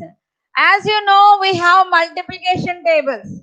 From the lower class onwards, you started learning multiplications, isn't it? So in the same way, we have addition tables also. That addition table, what do you mean by addition table? They are nothing but like how you will write the one table. Suppose if you want to write the one table. How to write? You will start one table from 1 zeros to and so on. Firstly, you will learn 1/10 up to 10 steps you will learn in multiplication table. So here also from starting 0 onwards and by adding up to 9 you will get the addition table.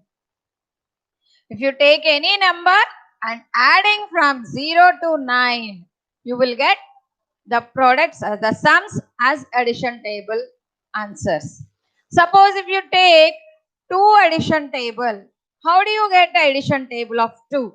That means from it the 0 to 9 numbers to be added to 2. Then you will get the addition table 2. See how it will be.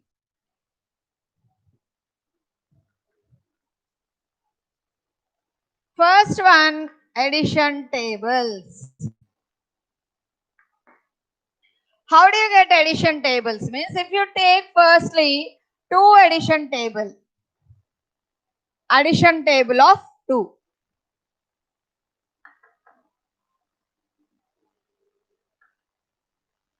How do you get, children?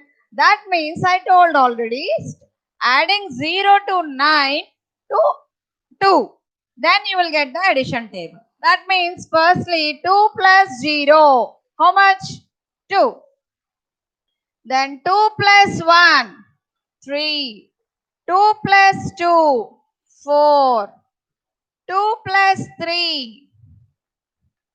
5. 2 plus 4. 6. 2 plus 5. 7. Then 2 plus 6. 8. 2 plus 7. 9. 2 plus 8. 10. 2 plus 9. You will get 11. That means firstly we should get by heart randomly the addition of these numbers. That means we need not use these as it is, 2 table, 3 addition table, 4 addition table, like that. We need randomly the addition of two numbers. Then 2 plus 4, we have to say immediately 6. 2 plus 8, 10. 2 plus 2, 4. In such a way, you should get the addition of 2 numbers. So for that, we need to practice for few days by writing the tables. Then if you take another table, 5 tables, suppose I want to write 5 table. 5 addition table means, how do you get 5 plus 0? 5. Okay, children, write along with me. 5 plus 1, 6. Then 5 plus 2, 7. 5 plus 3, 8. 5 plus 4, 9. 5 plus 5, 10. Okay, then 5 plus 6, 11. How I am telling immediately without using the finger counting. Clear, children? If you read, going on reading every day or dodge yourself, you will get immediately. 5 plus 6, 5 plus 4, 5 plus 9, like that. That means when you go on dodging yourself every day, then you will get easily without doing that finger counting of addition. When I want 7 plus 8, we should not take 8 fingers and adding that and all. It is you have to avoid that addition like that. You have to adopt 7 plus 8 means you should say 15. Then only the next step of calculations will be faster. If you stuck here to do 7 plus 8, 7 after 8, 9, 10, like that, it won't purpose. It won't purpose. So, you have to get by heart that addition tables. 5 plus 7, 12. 5 plus 8, 13. So, next, 5 plus 9, 14. So, such a way if you write, you after this step, you can say single plus single of any numbers you can able to say. This way you have to start from 1 table to 9 table you should get. From first table onwards to 9 table.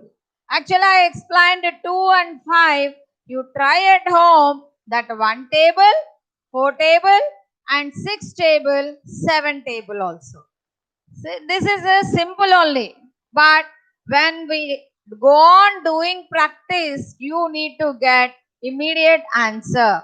That means 6 plus 6, 12. 6 plus 7, 13. 8 plus 6, 14. Such a way you should get the additions. Then only it purposeful by learning addition tables. Clear, children? Everyone has to need practice. This addition tables.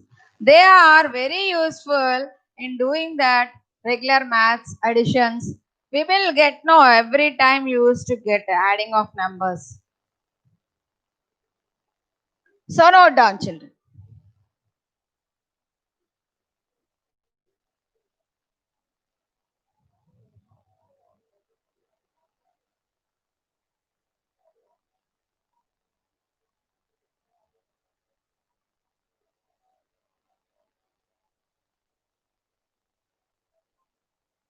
Yes.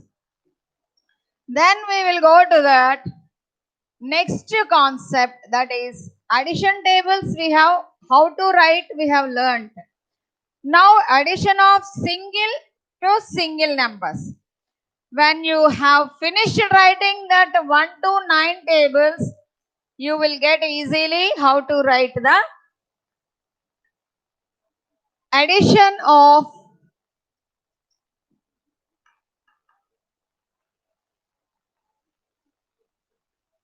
single digit to single digit.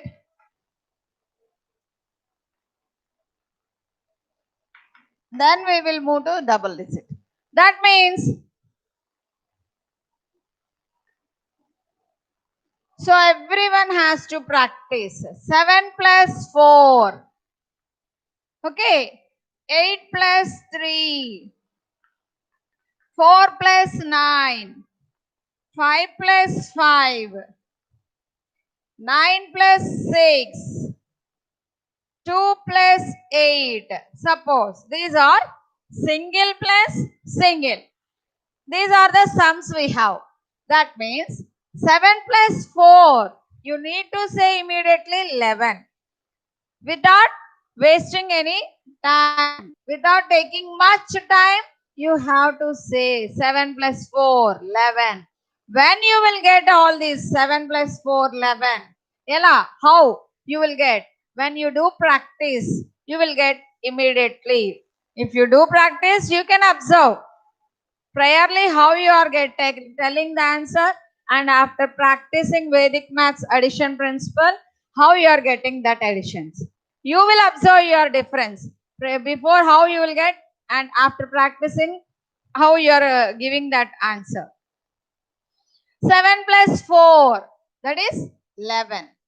8 plus 3, also 11. 4 plus 9, that means 13. Here we have some trick also. When you add any number with 9, 9 after number is 10, and you can reduce one number. What is the number to be added? And you take 1 from here and add this one, it will become 10. No? 10 to the other number, adding very easy, no? We know very well. 10 plus 3, 13. When you have this facility with 9, addition with 9. When you add any number with 9, suppose if I want to take 8 plus 9. So 8 plus 9 means here 9 after 10, no, 10 plus we have to reduce one number. 10 plus 7, 17. And when adding bigger numbers, you may get confused. Here and one more small trick is there. When you're adding with 9, 9 after is 10. 10 plus reduce one number, that what to be added. Here I want to add 8. So I have to reduce 1. That means before number of 8 is 7. So 10 plus 7 is nothing but 17. I want 9 plus 6. 9 plus 6 means what to be done here immediately?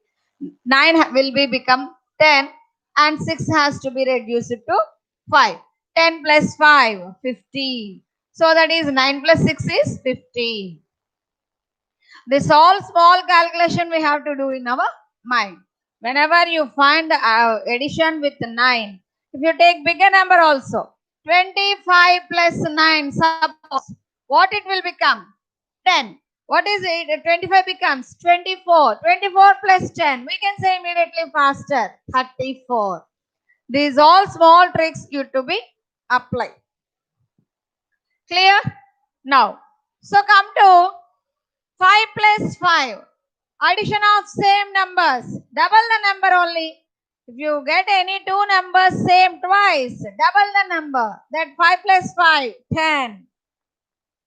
And in the multiplication table also will remember more. 5 5s are 25, 6 6 are 36.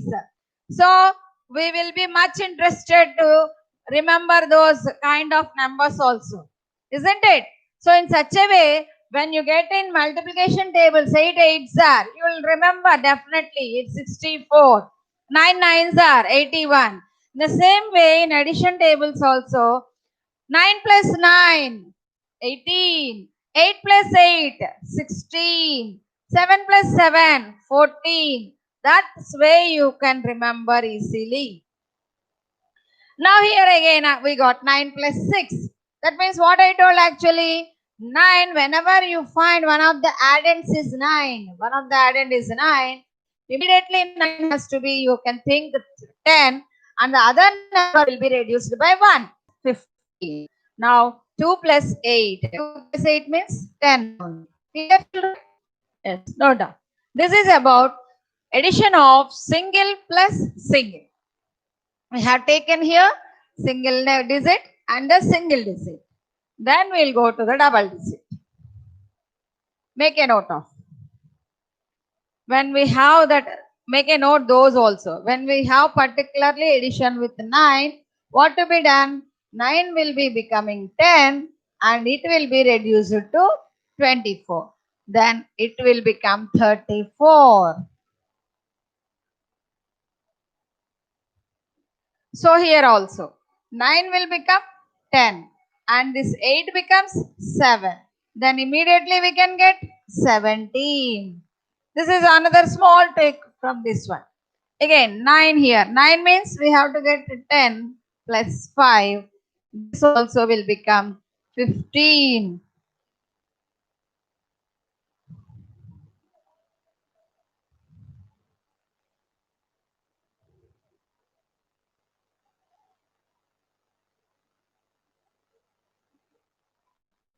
Yes. Now we'll move to the addition of single digit to double digit. How to do? This is all the reviews for the new students we are going on explaining again. Single digit to double digit or double digit to single digit. Any way you can write. Addition of double digit to single digit. Addition of double digit to single digit. Suppose if you take, that means small numbers. 15 plus 3 I want to be add. 15 plus 3 I want to add. Here we will call that add the end terms. Add the end terms. In our regular maths we can say add the ones first, then write the tens. Obviously, no, in the same way. But a terminology change is end terms. That means adding the end terms, you will get that double digit to single digit. 15 plus 3 here.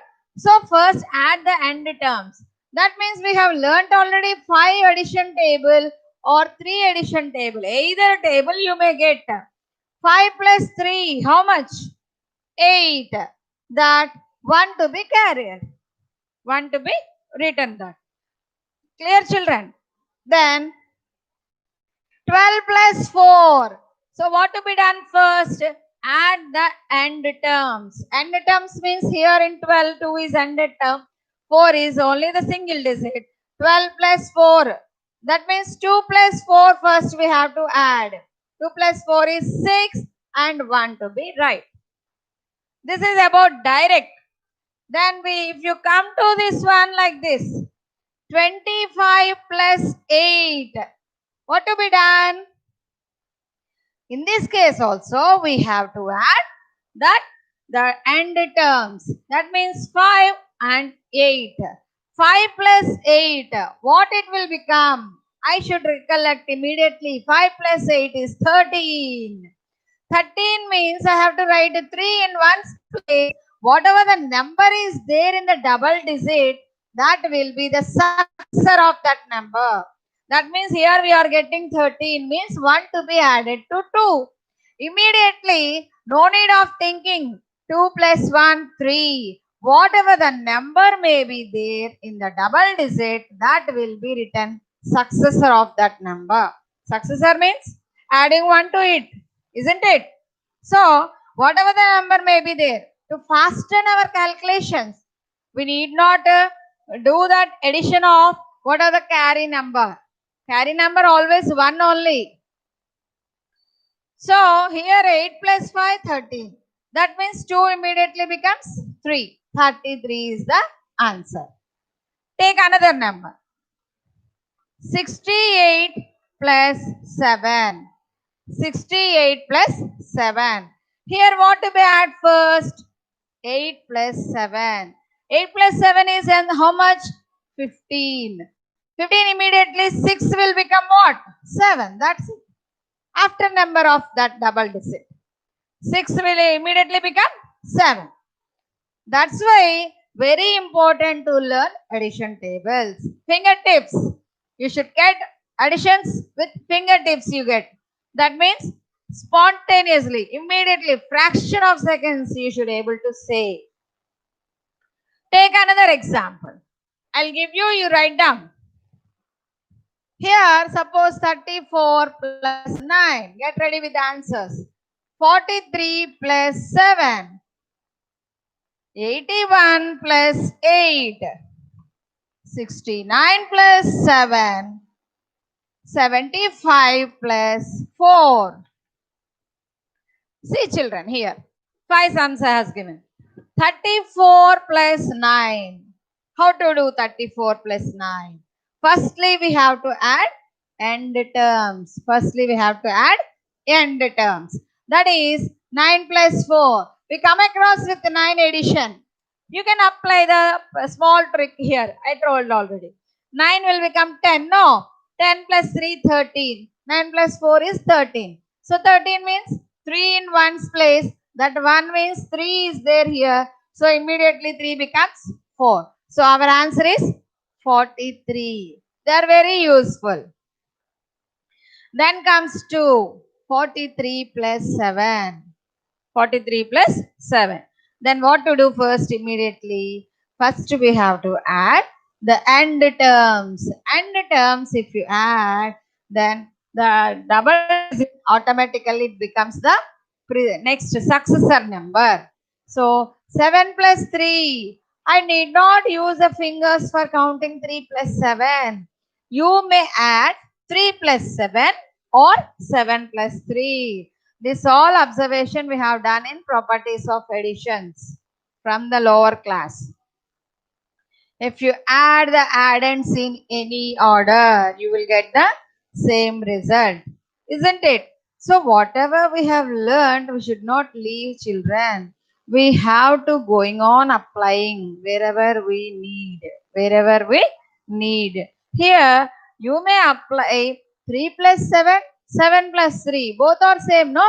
So 7 plus 3, you may get easily faster. 10. 10 means 0 in one's place. 4 is here, so it becomes 15. Write down these 3. Fast.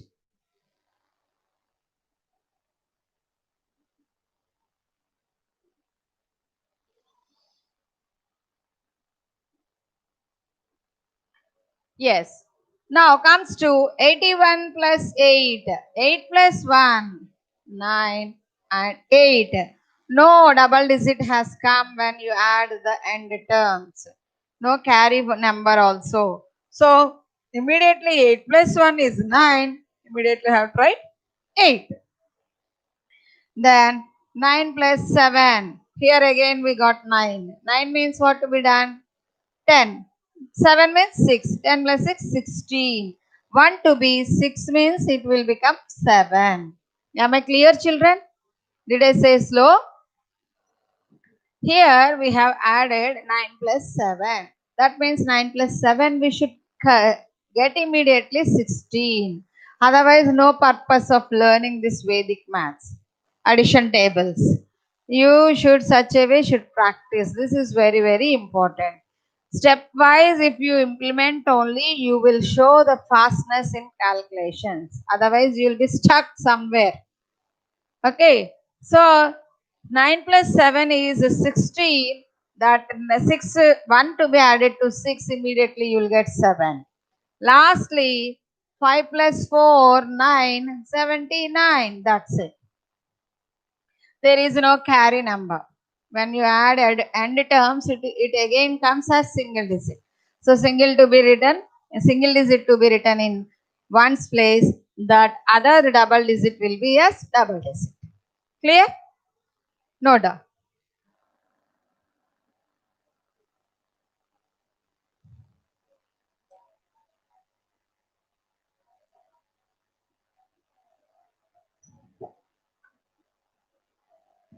Yes.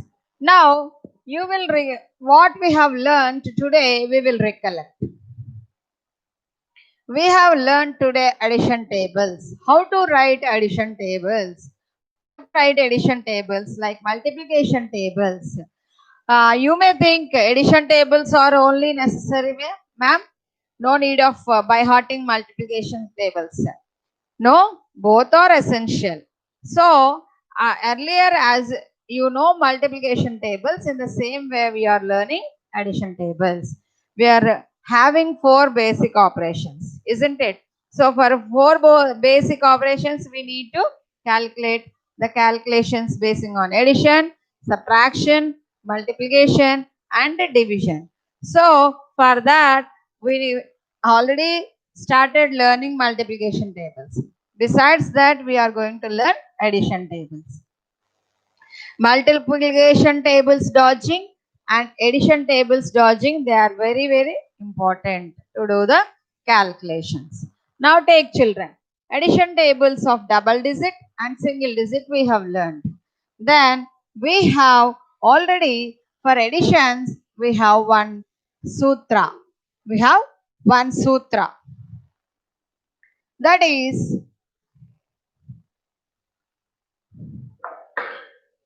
okay, note down. Yes. Ekadhikena purvena.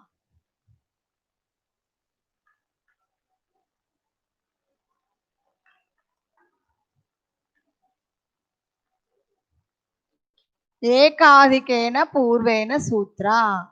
This is Ekadhikena purvena sutra.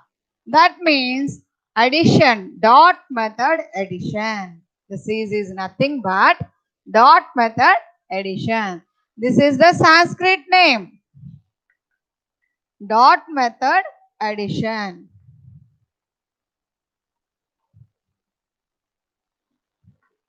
That means we learned that add end terms addition. That will be implemented here. If you take to add any 73, 46, 54, 69, 23, 28, suppose. So here, what is dot method addition? When you add any 2 numbers, you will get less than 20. Okay. When you add any 2 digits, single digits, you will get less than 20. Whatever the number, if you take 8 plus 9, 17, 6 plus 7, 13, 4 plus 8, 12. These are all double digits, less than 20 you will get. Sometimes 3 plus 4, 7 only, no double digit. So I told, when you add any two single digits, you may get the result as less than 20. Beyond that, you won't get. For that, there is a procedure. Firstly, we will start the addition from ones place in regular maths and also here also. So when you add 6 plus 3 or 3 plus 6, both are same. No, already I told.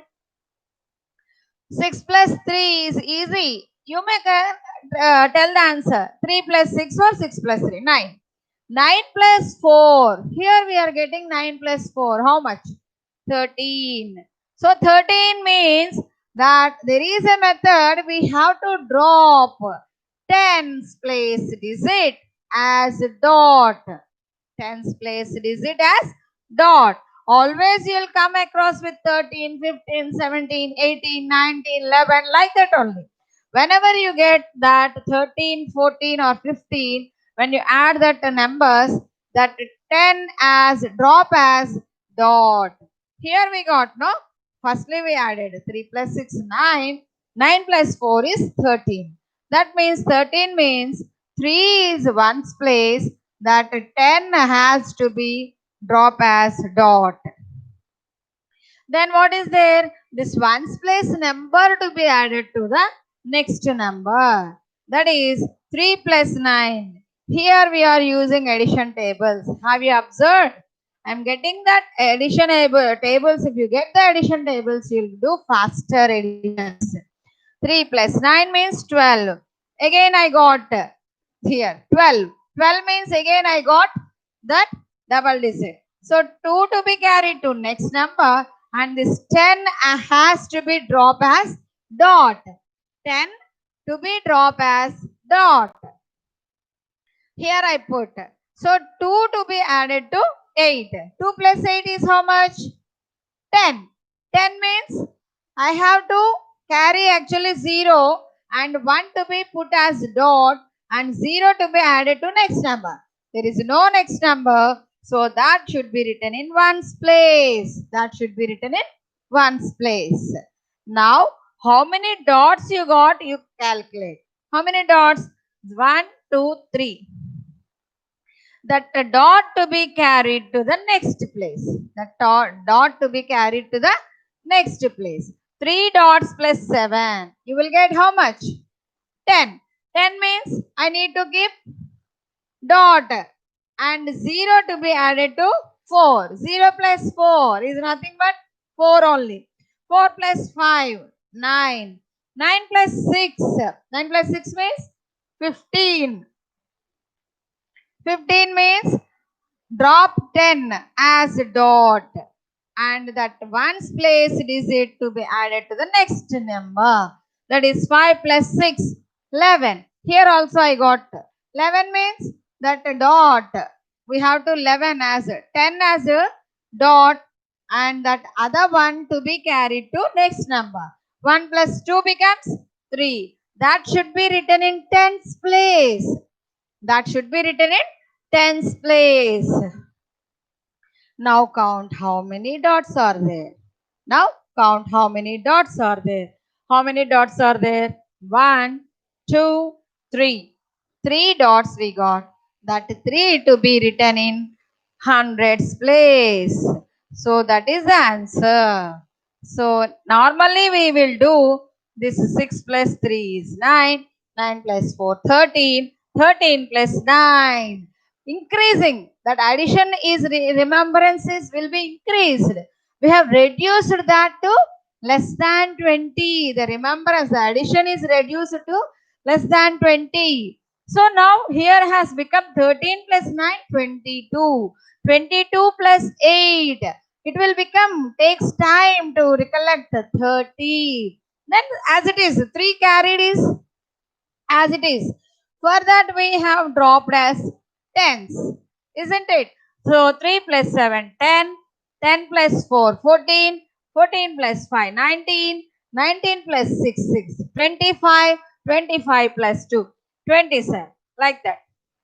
10, 10, 14, 19, 25, 27. No, what is that wrong? Okay, 7, 10, 4, 9. Sorry. Sorry, children. Here we got actually 3 carry, no? 3 plus 7, 10 we got. 10 means dot. 10 means dot. Dot means again we have 0. 0 to be added to 4. 0 plus 4 is 4. 4 plus 9, 9. Here 9 only. No need of keeping any dot. Then 9 plus 6, 15. We need to put a dot. 5 plus 2, 7. These are 2. 27, 270. So we should be very careful. So for checking, we need to do this one. So already here we got 9. Instead of that, I have put the dot. So it went out wrong. Very careful while keeping the dots. Wherever we got double digit, there we have to put the dot.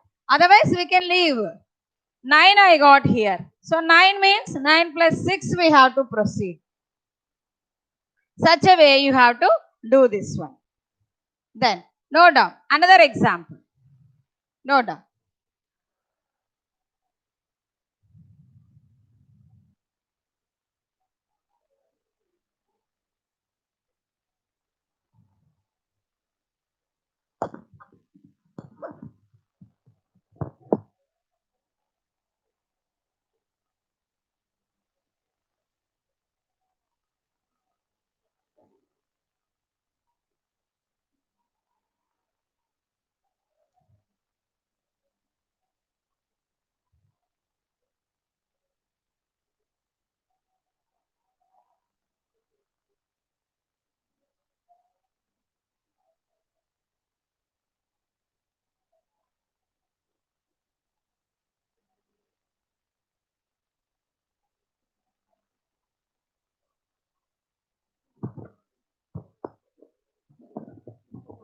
So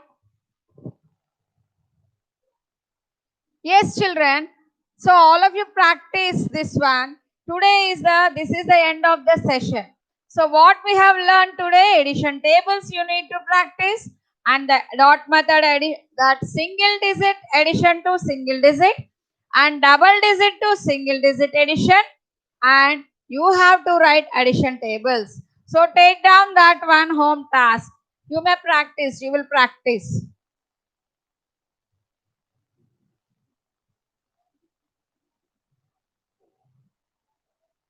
Yes. Don't leave after the session closes. You need not close your books like that, and don't without opening your books, don't come to the next class. You have to revise what we have dealt already. So prepare one addition table, 4, 6, 7 addition tables.